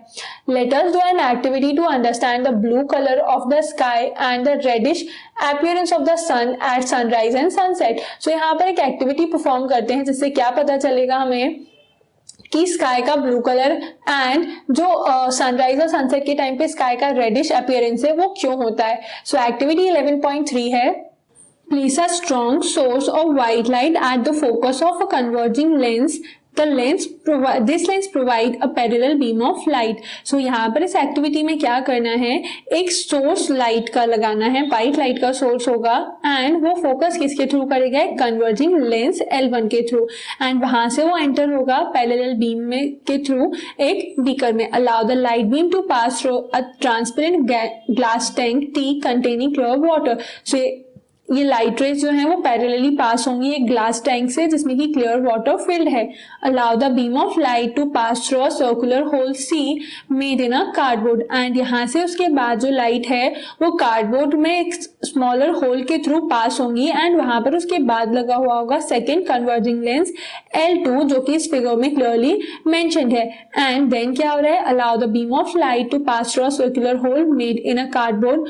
Obtain a sharp image of the circular hole on a screen MN using a second converging lens L2 as shown in figure 11.11. तो यहाँ पर एक सोर्स लगाना है, देन वन कन्वर्जिंग लेंस, वहां से जो लाइट है वो पास होगी एंड उस जब लाइट पास हो रही है तो वो किससे पास हो रही है? एक ग्लास टैंक में क्लियर वाटर फिल्ड है, उसके बाद लगा हुआ है कार्डबोर्ड जहां से जब लाइट पास हो रही है तो एक लेंस है L2, अगेन वो एक कन्वर्जिंग लेंस है एंड देन लाइट जो है एक इमेज का फॉर्मेशन कर रही है. जो इमेज फॉर्मेशन होगा वो कहाँ हो रहा है? MN स्क्रीन पे हो रहा है. Dissolve about 200 gram of sodium thiosulphate in about 2 liters of clean water taken in the tank, add about 1 to 2 ml of concentrated sulfuric acid to the water. What do you observe? Then इस tank में क्या करना है? आपको add करना है 200 gram sodium thiosulphate and उसके साथ साथ ऐड करना है 1-2 ml sulphuric acid. Then again observe करना है क्या होगा? You will find fine microscopic sulphur particles precipitating in about 2 to 3 minutes. So क्या होगा? जो माइक्रोस्कोपिक सल्फर पार्टिकल्स हैं वो प्रेसिपिटेट होने लगेंगे 2-3 मिनट्स में. As the sulphur particle begins to form you can observe the blue light from the 3 sides of the glass tank. So जैसे ही सल्फर पार्टिकल्स फॉर्म होना स्टार्ट होंगे ना, सो आप ग्लास के 3 साइड से ब्लू लाइट देख सकते हो. This is due to scattering of short wavelength by minute colloidal sulphur particle. And ये क्यों होगा? बिकॉज सल्फर पार्टिकल का जो साइज रहेगा वो बहुत माइन्यूट है एंड माइन्यूट पार्टिकल से जब लाइट पास होती है तो वो स्कैटर करती है शॉर्टर वेवलेंथ की लाइट जो कि ब्लू कलर है. Observe the colour of the transmitted light from the fourth side of the glass tank facing the circular hole. And जो फोर्थ साइड है जो कि सर्कुलर होल को फेस कर रही है वहां से भी ऑब्जर्व करना है कि कौन सी कलर की लाइट आती है. So it is interesting to observe that the first the orange red colour and then bright crimson red colour on the screen. So आप क्या ऑब्जर्व कर पाओगे कि ये जो वाली साइड है जहां पर होल है वहां पर पहले तो ऑरेंज कलर दिखेगा एंड देन वो टर्न हो जाएगा किसमें? क्रिम्सन रेड कलर में जो कि स्क्रीन पर होगा. So this activity demonstrate the scattering of light that help us to understand the bluish colour of the sky and the reddish appearance of the sun at the sunrise and sunset. So इस activity के through हम क्या समझ पा रहे हैं कि जो स्काई का ब्लूइश कलर है एंड सनराइज और सनसेट के टाइम पे जो डिफरेंट कलर दिखता है, रेडिश अपीयरेंस दिखता है स्काई का, वो इस एक्टिविटी के थ्रू क्लियर हो रहा है बिकॉज पार्टिकल साइज डिफरेंट होने की वजह से डिफरेंट कलर जो है वो स्कैटर होता है। Light from the sun near the horizon passes through thicker layers of air and larger distances in the earth's atmosphere before reaching our eyes. So light जब sun से पास होती है and sun उस time पे कहाँ पर हो, अगर horizon के पास में होता है तो light जो है वो क्या होगी, thicker layers को क्रॉस करती है एंड larger distance को कवर करती है अर्थ के एटमॉस्फेयर में आइस तक पहुंचने से पहले। But however, light from the sun overhead would travel relatively shorter distance. तो क्या हो रहा है ना, जब सन जो है हॉरिजन पर है एंड ऑब्जर्वर अर्थ पर है, सो यहाँ पर जब लाइट आती है जो लार्जर डिस्टेंस कवर करना होता है, that is why blue colour जो है वो स्कैटर्ड अवे हो जाता है एंड इसीलिए जो सन है और स्काई है वो रेडिश दिखता है। बट जब सन ओवरहेड होता है तो यहाँ पर क्या है, डिस्टेंस कम होने की वजह से लेस ब्लू कलर जो है वो ब्लू कलर कम स्कैटर होता है and that is why sky उस टाइम पे ब्लू कलर का दिखता है। At noon the sun appears white as only a little bit of blue and violet colour are scattered. तो व्हाइट और ब्लू क्यों दिख रहा है, बिकॉज उस टाइम पे स्कैटरिंग ऑफ ब्लू लाइट कम होती है। Near the horizon most of the blue light and shorter wavelength are scattered away by the particles. And horizon के पास में क्या हो रहा है कि ज्यादातर जो ब्लू लाइट और शॉर्टर वेवलेंथ की लाइट होती है वो स्कैटर्ड अवे हो जाती है। Therefore, the light that reaches our eyes is of longer wavelength. इसीलिए जो लाइट रीच करती है ना हमारी आईज तक वो लॉन्गर वेवलेंथ की होती है। This gives rise to reddish appearance of the sun and इसीलिए वहां पर क्या है, ब्लू कलर जब स्कैटर्ड अवे हो गया तो आईज तक जो लॉन्गर वेवलेंथ की लाइट है वही पहुंच पा रही है, इसीलिए जो सन है वो रेडिश दिखता है। एंड इसके अलावा और भी काफी सारे जो एक्सपेरिमेंट है नेचुरली वो होते हैं। यहाँ पर तो हमने क्या देखा कि स्काई का कलर ब्लू क्यों है, सनराइज एंड सनसेट के टाइम पे स्काई का कलर चेंज है, ये हो जाते हैं क्या, लार्ज स्केल पे scattering of atmospheric refraction and scattering of light के एग्जाम्पल्स। इस टाइप के कॉमन एग्जांपल्स आप अपने नियर बाय एटमॉस्फेयर में या फिर नियर बाय सराउंडिंग में काफी सारे ऑब्जेक्ट्स में देखते हैं एंड काफी सारे टॉयज या फिर स्मॉल स्मॉल एक्सपेरिमेंट जो है वहां पर भी इस टाइप के जो ऑब्जर्वेशंस हैं वो आप देख सकते हो। एंड जनरली जो फॉगी डे पर होता है ना तो जो मोटरिस्ट होते हैं वो ऑरेंज लाइट यूज करते हैं rather than the white light on foggy day, because क्या हो रहा है ना कि जो मोटर बाइक चला रहे हैं अगर वो व्हाइट लाइट यूज करेंगे ड्राइविंग के टाइम पे फॉग में तो जो टाइनी ड्रॉपलेट्स ऑफ वाटर हैं वो स्कैटर होंगे एंड वो जो व्हाइट लाइट है उसके थ्रू जब स्कैटर करेंगे ना तो वो ब्लू लाइट में होगा। तो ये जो स्कैटर्ड ब्लू लाइट है जब आइस तक पहुंचेगी तो उससे विजिबिलिटी के जो चांसेस हैं वो क्या होंगे, कम हो जाएंगे एंड ड्राइविंग जो है एक्सट्रीमली डिफिकल्ट हो जाएगी। बट अगर ऑरेंज लाइट का यूज किया गया ना तो वो स्कैटर्ड नहीं होगी because of its longer wavelength and hence जो ड्राइवर है वो क्लियरली देख पाते हैं। इसीलिए फॉगी डे के टाइम पे आपने ड्राइविंग के टाइम पे देखा भी होगा कि जो ड्राइवर्स होते हैं वो लाइट को डिफरेंट कलर्स में चेंज करते हैं। जो चेंज करने का रीजन भी यहाँ पर समझ आया because everything is related to science. Clear हुआ। इसके बाद हम देखते हैं यहाँ पर इस चैप्टर के एक्सरसाइज एंड देन हम देखेंगे क्या, summary and extra questions. Are you still looking for a reason why to subscribe Unacademy courses? So let me tell you, then you can get live classes, live quizzes in just one subscription. So what are you waiting for? Subscribe Unacademy courses by using our referral code ENRICH10. So first question exercise में the human eye can focus on objects at different distances by adjusting the focal length of the eye lens. This is due to human eye क्या कर रही है, different objects को देखने के लिए अपने आई लेंस की फोकल लेंथ को एडजस्ट करती है एंड उस फिनोमिनन को क्या बोलते हैं, अकोमोडेशन। सो अकोमोडेशन की वजह से ही ह्यूमन आई डिफरेंट ऑब्जेक्ट पे जो अलग अलग डिस्टेंस पे होती हैं उनको फोकस कर पाते हैं। Second question is the human I forms the image of an object at its. तो ह्यूमन आई इमेज का फॉर्मेशन कहाँ करती है, एट इट्स रेटिना। क्लियर हुआ। तो रेटिना एक लेयर होती है नर्व सेल की, उसमें नर्व सेल की लाइनिंग होती है बैक साइड पर एंड ये जो लेयर होती है ना वो लाइट को सेंस करती है एंड उसको ब्रेन तक पहुंचाती है जिससे कि इमेज को इंटरप्रेट किया जाता है. Then third one is the least distance of distinct vision for a young adult with normal vision is about. So अगर कोई यंग एडल्ट है एंड उसमें नॉर्मल विजन के लिए डिस्टिंक्ट विजन लीस्ट डिस्टेंस कितना होता है 25 centimetre. So the answer is C 25 centimetre. Then fourth one is the change in focal length of an eye lens is caused by the action of the. So focal length जो change हो रही है वो किसके action के through हो रही है? Through ciliary muscles. तो सीलियरी मसल्स के एक्शन के थ्रू क्या होता है? फोकल लेंथ आईज लेंस की चेंज होती है. क्लियर हुआ? नेक्स्ट क्वेश्चन है a person needs a lens of power -5.5 dioptre. So एक किसी पर्सन को अगर -5.5 डायोप्टर का लेंस रिक्वायर्ड है for correcting his distant vision.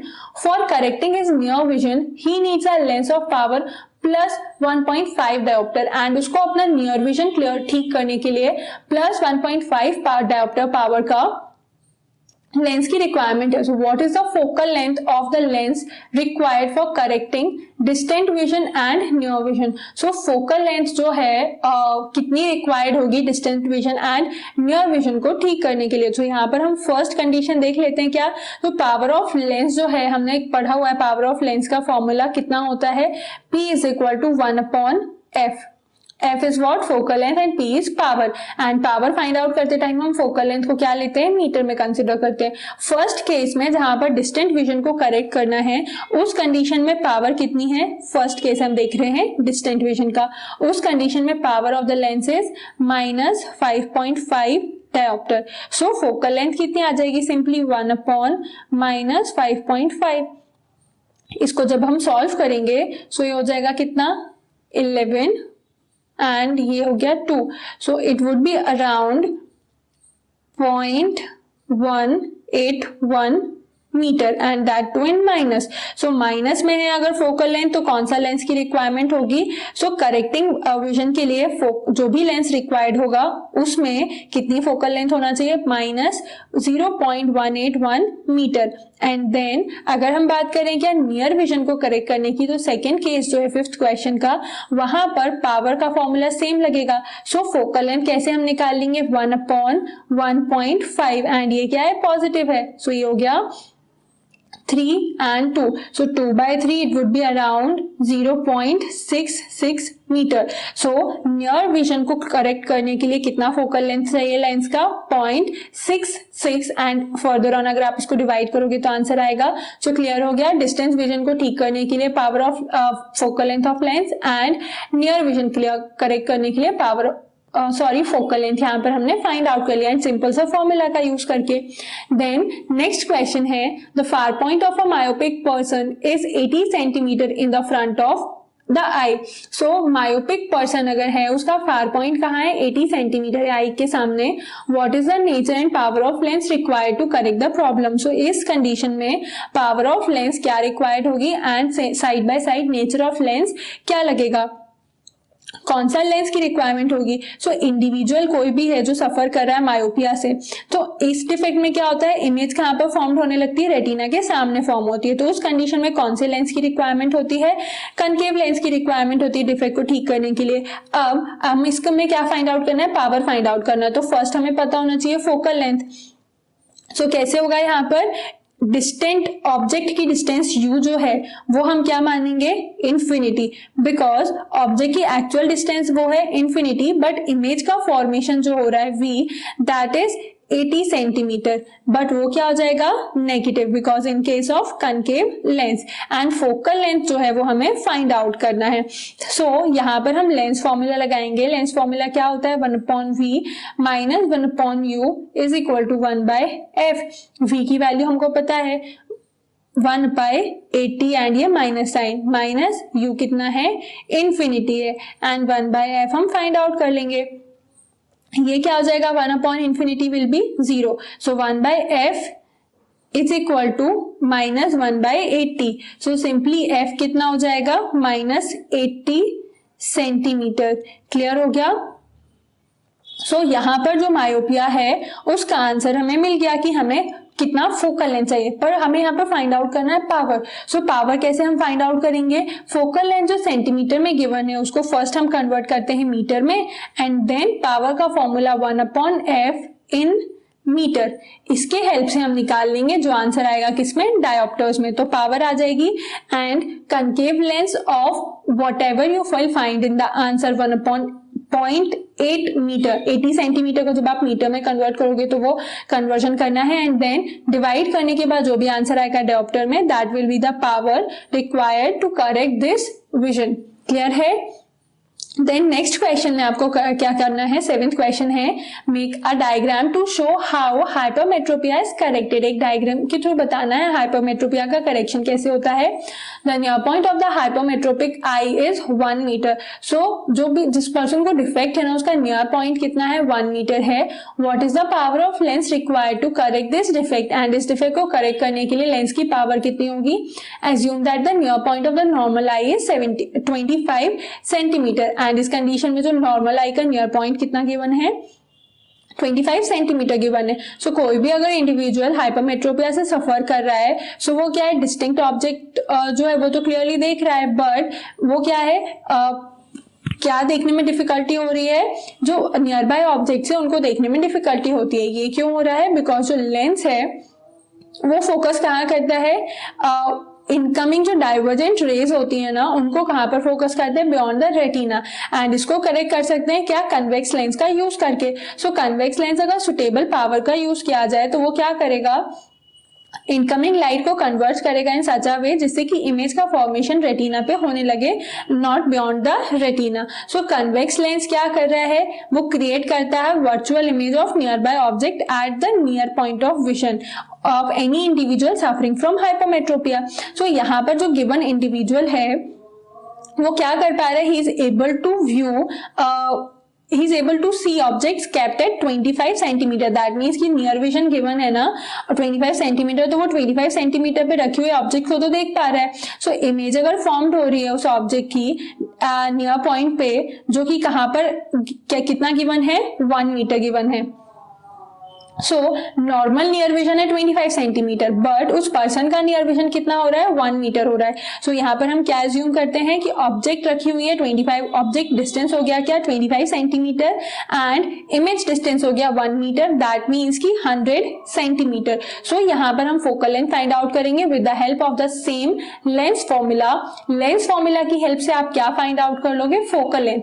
यहाँ पर आपको साइन कन्वेंशन जो है वो बहुत ज्यादा ध्यान रखना है, एंड साइन कन्वेंशन अगर आप भूल रहे हो तो जो लास्ट चैप्टर हमने इसके पहले वाला पढ़ा हुआ है लाइट, वहां पर आप एक बार देख सकते हो। सो लेंस फॉर्मूला में यहाँ पर सिर्फ आपको कंफ्यूजन क्या होगा कि इमेज एंड ऑब्जेक्ट डिस्टेंस, तो ये हो गया 25 centimetre will be object distance u and 1 metre, that means कि 100 centimetre will be image distance v। इनके साइन कन्वेंशंस करेक्ट रखे and both will be in negative, क्योंकि यहाँ पर कौन सा लेंस यूज हो रहा है, कन्वेक्स लेंस यूज हो रहा है। तो इमेज एंड ऑब्जेक्ट डिस्टेंस दोनों ही नेगेटिव आएंगी, एंड आप उस कंडीशन में फोकल लेंथ फाइंड आउट करोगे। जो भी फोकल लेंथ का आंसर आएगा उसके हेल्प से पावर हम फाइंड आउट कर लेते हैं, एंड पावर में जो फोकल लेंथ है वो मीटर में ही अप्लाई करना होता है। क्लियर हुआ। सो यहाँ पर हाइपरमेट्रोपिया है तो कन्वेक्स लेंस यूज होगा, and lens formula and power का फॉर्मूला लगाने के बाद जो भी आपका आंसर आ जाएगा वो क्या होगा, आंसर ऑफ द पावर, कि कितना पावर का फोकल लेंथ की रिक्वायरमेंट है। क्लियर है, क्वेश्चन में बिल्कुल भी डिफिकल्टी नहीं है। एंड यहाँ पर जो आपको डायग्राम बनाना है, सो हाइपरमेट्रोपिया जिस सेक्शन में हमने स्टडी किया था वहां से आप डायग्राम देख सकते हो। Then next one is, why is a normal eye not able to see clearly the objects placed closer than 25 centimetre. So एक जो नॉर्मल आई है वो 25 सेंटीमीटर से क्लोजर ऑब्जेक्ट को क्यों नहीं देख पाते हैं, बिकॉज जो सीलियरी मसल्स होती है ना आईज की, वो कॉन्ट्रैक्ट करना, मतलब एक सर्टेन लिमिट के बाद कॉन्ट्रैक्ट करना पॉसिबल नहीं होता है उनको। दैट इज वाई जो सीलियरी मसल्स अगर कॉन्ट्रैक्ट ही नहीं होंगी तो 25 सेंटीमीटर से कम फोकल लेंथ करना इम्पॉसिबल हो जाएगा। मतलब 25 सेंटीमीटर से कम देखने के लिए फोकल लेंथ आईज को जो कॉन्ट्रैक्ट करना होता है जिससे कि फोकल लेंथ डिक्रीज होगी, वो क्या हो जाएगा, इम्पॉसिबल हो जाएगा। That is why a normal eye can not see clearly the objects placed closer than 25 centimetre. Clear हुआ ये आंसर। देन नेक्स्ट है, what happened to the image distance in the eye when we increase the the distance of an object from the eye. तो अगर हम क्या कर रहे हैं, increase the distance of object from the eye से जो ऑब्जेक्ट का डिस्टेंस है वो इंक्रीज कर रहे हैं। सो इमेज के डिस्टेंस को इस केस में क्या होगा, तो इमेज कहाँ पर फॉर्म हो रही है, रेटिना पे फॉर्म हो रही है। So even on increasing the distance of an object from the I, image तभी भी रेटिना पे ही फॉर्म होगी, बिकॉज जो आई लेंस है वो थिक और थिन हो जाता है। एंड इस कंडीशन में क्या होगा, आई लेंस जो है वो थिन हो जाएगा एंड फोकल लेंथ इंक्रीज होगी, जिससे कि ऑब्जेक्ट अगर फार्दर मूव भी करती है तो भी इमेज का फॉर्मेशन रेटिना पे ही होगा, बिकॉज फोकल लेंथ इंक्रीज हो जाएगी एंड फॉर्मेशन कहाँ पर होगा, इमेज का रेटिना पे। क्लियर हुआ, सिंपल सा ये आंसर है। Then next one is why do stars twinkle? Stars twinkle क्यों कर रहे हैं? Due to atmospheric refraction of sunlight. So starlight है जब अर्थ के एटमॉस्फेयर में एंटर करती है तो कंटिन्यूसली रिफ्रैक्शन होते हैं जब तक कि वो अर्थ की सरफेस तक रीच नहीं कर जाती है और ऑब्जर्वर आई तक नहीं पहुंचती है। एंड ये जो कंटिन्यूस रिफ्रैक्शन होते हैं एटमॉस्फेयर में, उसी की वजह से स्टार जो है ट्विंकल हो रहे हैं। एंड ये कंटिन्यूस रिफ्रैक्शन क्यों हो रहा है, बिकॉज जो मीडियम है रिफ्रैक्टिव इंडेक्स चेंज होती है, बिकॉज मीडियम जो है वो ग्रेजुअली चेंज होता है at a certain distance, that is why जो स्टार्स हैं उनमें फ्लिकरिंग होती है। क्लियर हुआ। Then next one is explain why the planets do not twinkle। अब stars twinkle करते हैं बट planet क्यों नहीं twinkle करते। So जैसे कि stars होते हैं ना, planets stars की तरह planet twinkle नहीं कर पाते हैं because stars जो है वो काफी ज्यादा डिस्टेंस पे हैं, इसीलिए एक पॉइंट साइज ऑब्जेक्ट की तरह दिखते हैं, एक point of pin point of light. अगर उनको टेलीस्कोप से देखें तभी वो क्या होगा, पॉइंट साइज की तरह दिखेंगे।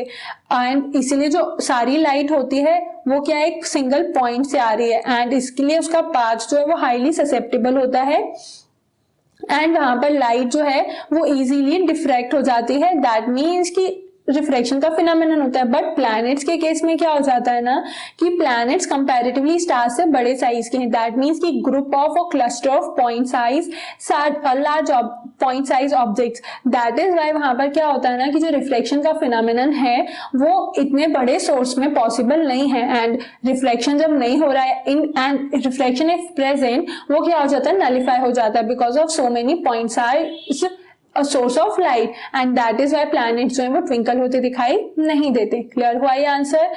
Next question is why does the sun appears reddish early in the morning। Early morning में सन रेडिश क्यों दिख रहा है। सो व्हाइट लाइट जो है वो सन से आती है, वो क्या है, बहुत सारा डिस्टेंस ट्रैवल करती है एटमॉस्फेयर में जब तक कि ऑब्जर्वर की आई तक नहीं पहुंच जाती।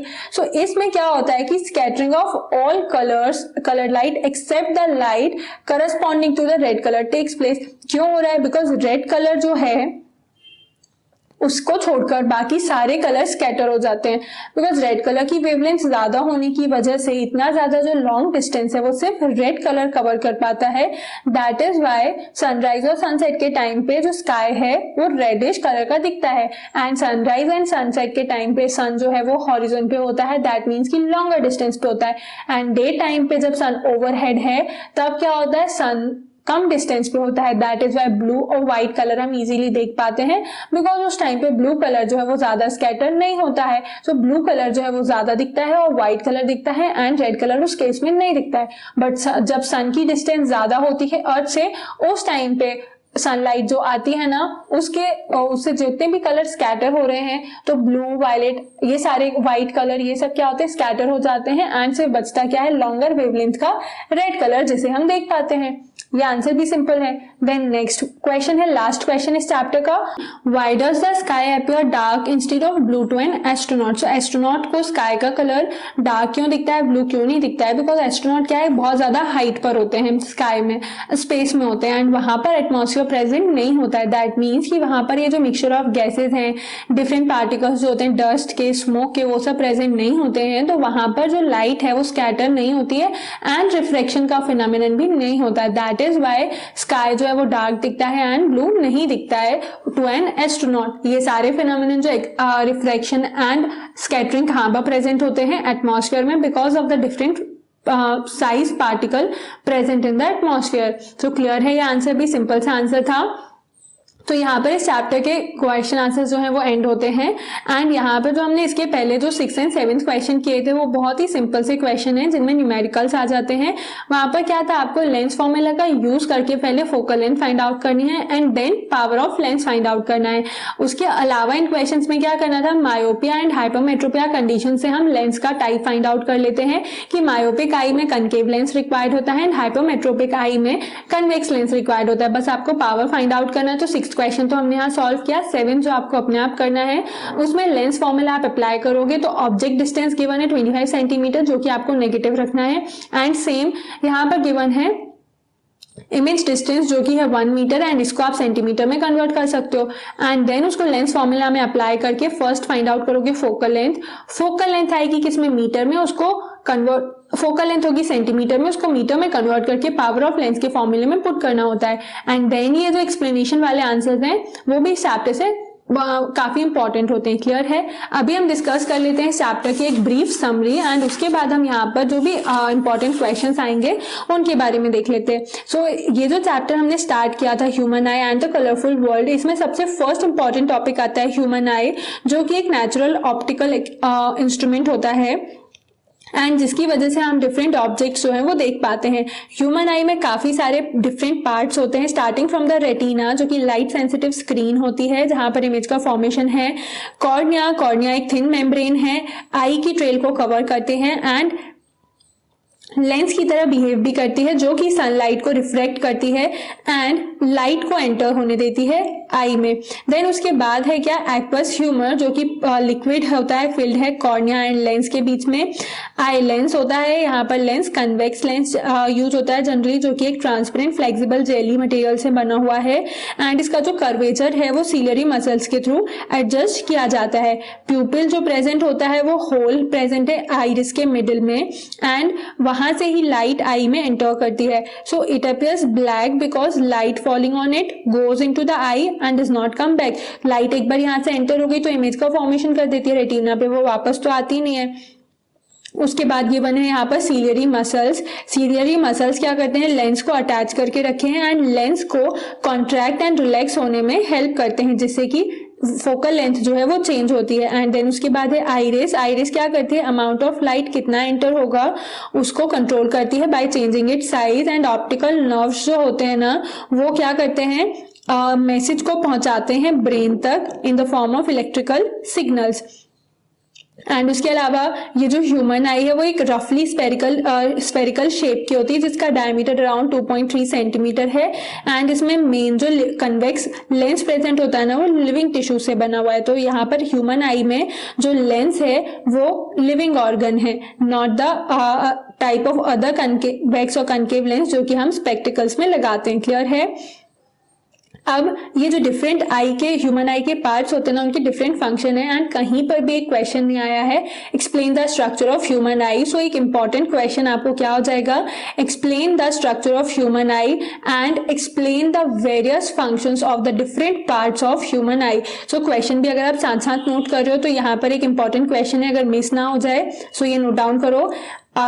Explain the structure of human I first question हो गया एंड इसमें ही आगे एक्सटेंड कर दोगे आप क्वेश्चन को कि explain the respective functions of different parts of human आई। तो आई के जो डिफरेंट पार्ट्स हैं उनके रिस्पेक्टिव फंक्शंस हैं वो भी बताना है। साइड बाय साइड आप डायग्राम भी बनाओगे तो डायग्राम आपको एनरिच माइंड्स यूट्यूब चैनल पे बहुत ही सिंपल वे में मिल जाएगा। क्लियर है।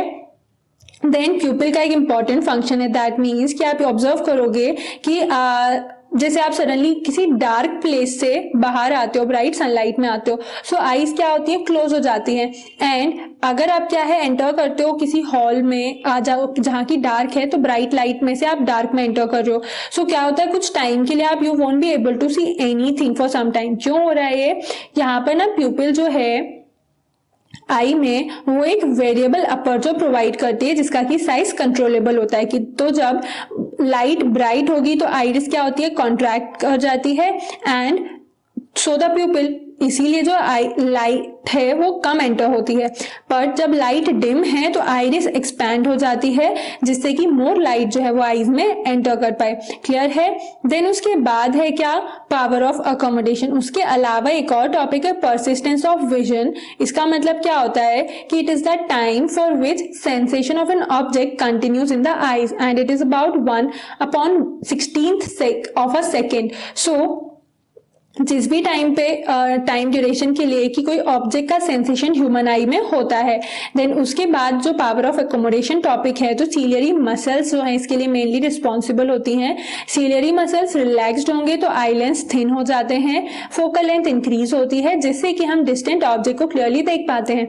एंड जब सीलियरी मसल्स कॉन्ट्रैक्ट होती हैं सो आई लेंस जो है थिक हो जाता है, फोकल लेंथ उसकी डिक्रीज होती है एंड हम नियर बाय ऑब्जेक्ट्स को क्लियरली देख पाते हैं। कलर ब्लाइंडनेस की कंडीशन में क्या होता है कि एक पर्सन जो है उसमें डिफेक्टिव कोन्स हैं, दैट मीन्स कि वो कलर्स को डिफरेंशिएट नहीं कर पाते हैं एंड उस कंडीशन में क्या हो जाता है, कलर ब्लाइंडनेस आती है। और अदर डिफेक्ट्स जो यहाँ पर गिवन है, एक तो कैटरेक्ट है जिसमें कि मिल्की हो जाती है कॉर्निया, एंड बाकी के डिफेक्ट्स में आता है myopia, hypermetropia and presbyopia. Myopia that means कि near sightedness, hypermetropia is far sightedness and presbyopia जिसमें कि एजिंग के साथ होता है एंड इसमें नियर एंड फार साइटेडनेस दोनों में ही इश्यूज आ जाते हैं and that is why respective lenses जो हैं वो यहाँ पर यूज होते हैं। इसके अलावा एक और डिफेक्ट होता है एस्टिग्मेटिज्म।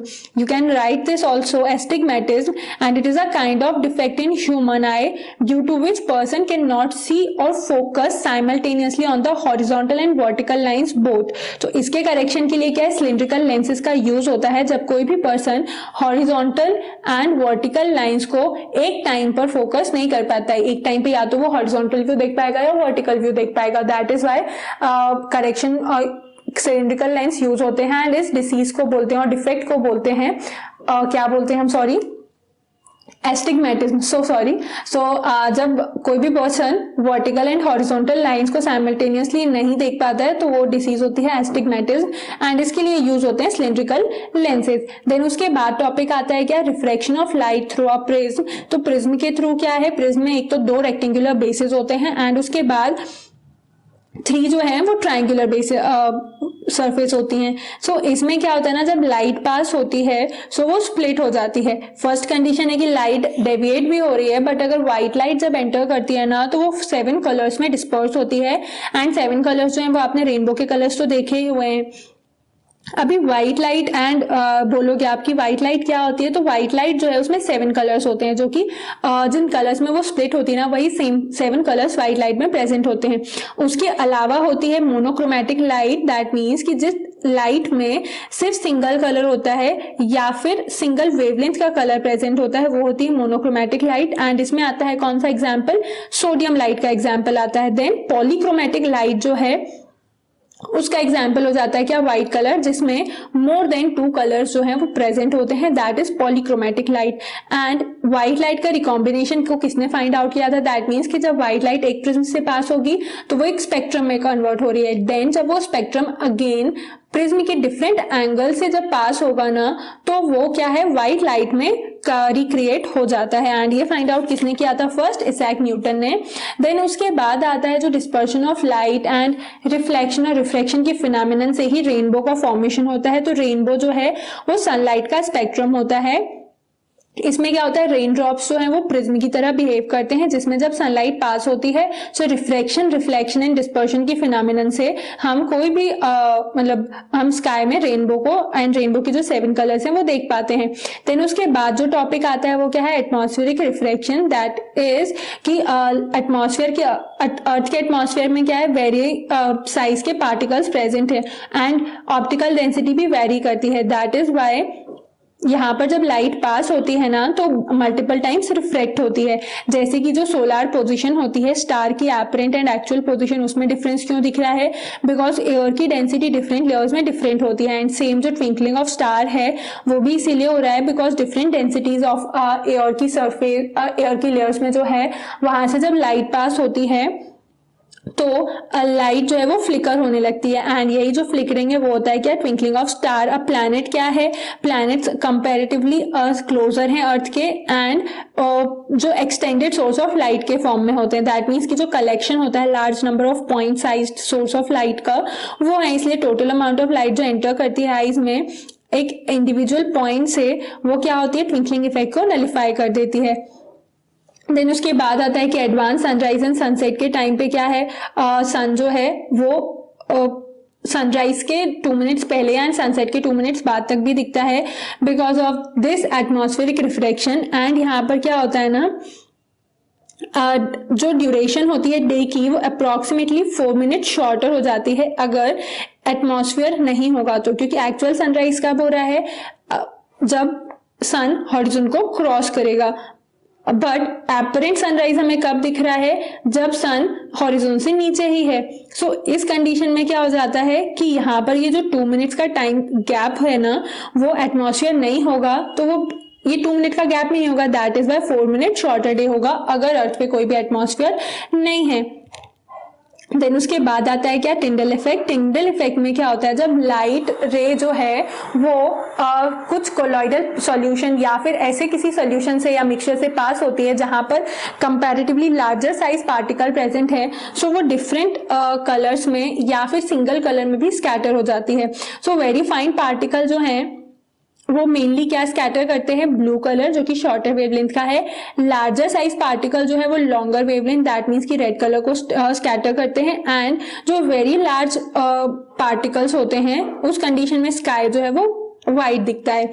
देन आता है क्या, colour of sunrise and sunset. उस टाइम पे भी क्या होता है, because of the distance of sun from the observer, कि अगर हॉरिजॉन पे है तो सन का जो डिस्टेंस है वो ज्यादा है एंड उस कंडीशन में बाकी सारे जो कलर शॉर्टर वेवलेंथ होने की वजह से स्कैटर हो जाते हैं एंड सिर्फ रेड कलर दिखता है। एंड यही रीजन है कि जो डेंजर सिग्नल साइंस है ना वो भी रेड कलर के बनाए जाते हैं, बिकॉज बाकी सारे कलर वो स्कैटर हो जाएंगे इसलिए क्लियरली नहीं दिखेंगे, और रेड कलर का लॉन्गर वेवलेंथ है, स्कैटर नहीं होता है तो वो क्लियरली हम विजुअलाइज कर सकते हैं। एंड सनराइज और सनसेट के टाइम पे भी सेम रीजन है, बिकॉज सन का जो डिस्टेंस है उस टाइम पे ज्यादा होता है, बट जब सन नून टाइम है ओवरहेड होता है तो वहां पर डिस्टेंस कम होने की वजह से क्या हो जाता है, उस टाइम पे सन जो लाइट स्कैटर करता है, जो लाइट आ रही है, सो blue and white light he generally देखने को मिलती है, क्योंकि उस टाइम पे क्या हो रहा है, स्कैटरिंग कम होती है and that is why these colours can be observed. Now यहाँ पर समरी तो एंड होती है एंड समरी को आप रिकॉल करने के लिए what you have learn point में भी एक बार अगर रीड करोगे तो काफी सारे कंसेप्ट यहाँ पर भी क्लियर हो जाते हैं। अभी हम बात करते हैं कुछ इंपॉर्टेंट क्वेश्चंस की जो कि हमने यहाँ पर एक्सरसाइज में नहीं भी आए होंगे। So first one is what is the range of vision. So range of vision क्या हो जाता है कि नियर पॉइंट और फार पॉइंट जो है between the near point and far point, that means कि 25 centimeter to infinity. So first question will be what is range of vision. हमने first question एक तो ऑलरेडी लिखा भी हुआ था ना, what is the structure of human eye, तो उसके आगे ही आपको कंटिन्यू करना है क्वेश्चन। then उसके बाद क्या क्वेश्चन है, what is range of vision. then next one is what is the basic cause of atmospheric refraction. so basically atmospheric refraction जो है वो क्यों हो रहा है। next question will be why does sky appear dark to astronaut. So ये question तो हमने एक्सरसाइज में काउंट किया हुआ है, ठीक है, तो बट ये इंपॉर्टेंट क्वेश्चन है बिकॉज ये अर्लियर ईयर में आया हुआ है। Then next will be can visible light be scattered by atoms molecules in the earth atmosphere. So जो विजिबल लाइट है वो एटमॉस्फेयर में प्रेजेंट एटम्स या मॉलिक्यूल से भी स्कैटर्ड होगी, तो obviously yes, because molecules and atoms का साइज काफी स्मॉल होता है तो वहां से भी लाइट जो है वो स्कैटर कर जाती है। Next question is why does clear sky looks blue. So यहाँ पर एक क्वेश्चन ऑलरेडी गिवन है कि क्लियर स्काई जो है वो ब्लू क्यों दिखता है। Then next one is what is spectrum. So ये 1 और 2 मार्क्स के क्वेश्चन में जनरली आ जाते हैं, व्हाट इज स्पेक्ट्रम। एंड जो हमने एक और क्वेश्चन बोला था आपको कि डिफरेंट ऑफ आईज के जो डिफरेंट पार्ट्स है ना उनके फंक्शंस लिखना है, तो उनके इंडिविजुअली क्वेश्चन भी आ जाते हैं, जैसे कि ऑप्टिक नर्व का फंक्शन क्या है या फिर रेटिना का फंक्शन क्या है, जो फ्लूइड्स होते हैं एक्वस ह्यूमर, वाइट्रस ह्यूमर, इनके फंक्शंस क्या है। तो ये इंडिविजुअली भी क्वेश्चन जो हैं वो आ जाते हैं। Next question you have to write is explain the defects of vision. जो हमने 4 डिफेक्ट्स ऑफ विजन पढ़े हुए हैं ना, उनको एक्सप्लेन करना है। एक्सप्लेन किन किन हेडिंग्स के अंदर करोगे आप, जैसे कि अगर आपको बताना है कि defect of vision, first one is myopia. So myopia का एक बेसिक इंट्रोडक्शन आएगा, then causes of myopia, how can you correct myopia and with the help of ray diagram. So जो 4 टाइप्स के डिफेक्ट हमने पढ़े हैं ना, वो आपको इसी टाइप में बताना है। एक basic introduction, then causes of that defect, correction of that defect and with the help of ray diagram. ये चारों डिफेक्ट्स आपको क्या है बताना है। देन उसके बाद यहाँ पर एक और जो क्वेश्चन है, व्हाट इज टिंडल इफेक्ट, जो कि एक्सरसाइज में नहीं आया है। तो write down a short note on Tyndall effect. Then उसके बाद ट्विंकलिंग ऑफ स्टार्स एंड जो advance sunrise and delayed sunset है, इस पे भी एक क्वेश्चन कर सकते हैं। वाई डू स्टार्स ट्विंकल तो आपने ऑलरेडी लिखा हुआ है, बट ये जो एक क्वेश्चन है ना कि why is the difference in the apparent and actual position of the light, answer वही सेम होगा, because of the reflection of light and because of the atmospheric reflection. Then explain why is there advanced sunrise and delayed sunset, क्यों होता है, because the horizon से apparent and actual position different हो जाती हैं। So एक question आएगा, why is there a difference in advanced sunrise and actual sunrise, और कितना टाइम का होता है, इसको यहाँ पर explain करना है। Then one more question is, what is the role of ciliary muscles? Next question, write the next question, what are cones and rods? तो rods and cones क्या होती हैं? आई की सेल हैं जो कि कलर एंड लाइट की इंटेंसिटीज को ऑब्जर्व करती हैं। क्लियर है? तो कलर को कौन डिटरमाइन करता है? कोन्स, एंड लाइट की इंटेंसिटी को कौन डिटरमाइन करता है? रॉड्स। सो एक सिंपल सा क्वेश्चन ये है, यहाँ पे कॉमन क्वेश्चन हो जाएगा कि रॉड्स कहाँ पर प्रेजेंट होंगी? आइरिस में, बिकॉज लाइट की इंटेंसिटी का जो अमाउंट है एंटर कहाँ से हो रहा है एंड उसको कंट्रोल कौन करता है? आईज। दैट मीन्स कि आइरिस में क्या प्रेजेंट होगा? रॉड्स प्रेजेंट होती है। क्लियर हो गया? Then which convex lens is called as converging lens. तो कौन सा कन्वेक्स लेंस है जिसे कन्वर्जिंग लेंस बोलते हैं? सो कन्वेक्स लेंस जिसमें कि क्या है, उसको कन्वर्जिंग लेंस क्यों बोल रहे हैं? बिकॉज वो क्या करता है, लाइट को फोकस करके, जो लाइट रेज आती है उनको फोकस करके एक पैरेलल बीम के फॉर्म में कन्वर्ट कर देता है। That is why convex lens जो होता है वो कन्वर्जिंग लेंस होता है। And next one is state the role of eye lens in the human eye. So ऐसे तो डिफरेंट जो पार्ट्स है ना, उनके इंडिविजुअल क्वेश्चन बन जाएंगे, बट आपने स्टार्टिंग में ही एक कॉमन क्वेश्चन लिख लिया है कि explain the respective functions of different parts of human eye. So वहां से क्वेश्चन कंप्लीट हो जाएगा। क्लियर है ना? तो इतने क्वेश्चंस एक्स्ट्रा क्वेश्चंस में सफिशिएंट होंगे। तो जितने भी क्वेश्चंस हमने एक्स्ट्रा लिखे हैं ना, उनके आंसर्स भी आपको पूरे इस वीडियो को जब आप पढ़ोगे तो मिलेंगे, क्योंकि हमने हर एक पार्ट को डिस्कस किया है। सो इस चैप्टर को जैसे स्टार्टिंग में बोला हुआ था, डिटेल्ड रीडिंग एंड एक्सप्लेनेशन के साथ हमने वन बाय वन लाइन को जो हमने रीड किया उसको एक्सप्लेनेशन किया, देन एक्टिविटीज जो आई उसका एक्सप्लेनेशन हुआ, इन टेक्स्ट क्वेश्चन के आंसर्स आपको बताए, एक्सरसाइज में जो क्वेश्चन है न्यूमेरिकल आए थे वो हमने डिस्कस किए, उसके बाद हमने समरी को डिस्कस किया, इंपॉर्टेंट जो एक्स्ट्रा क्वेश्चंस हैं वो डिस्कस किए, एंड उनके आंसर्स भी, जो आंसर्स हमें चैप्टर में नहीं इंक्लूड किए थे वो हमने यहाँ पर डिस्कस किए, एंड बाकी सारे आंसर्स जो हैं जब आप चैप्टर को रीड कर रहे थे वहां पर हमने कवर कर लिए थे। तो क्लियर है ना? इस चैप्टर को और प्रॉपरली पढ़ें आप। जहां पर भी आपको डाउट आता है कमेंट सेक्शन में अपने जो भी डाउट्स हैं या फिर क्वेरीज हैं या क्वेश्चंस आते हैं वो आप अपने वो कमेंट सेक्शन में आप एंटर कर सकते हो। क्लियर है? So study well, work hard and thank you.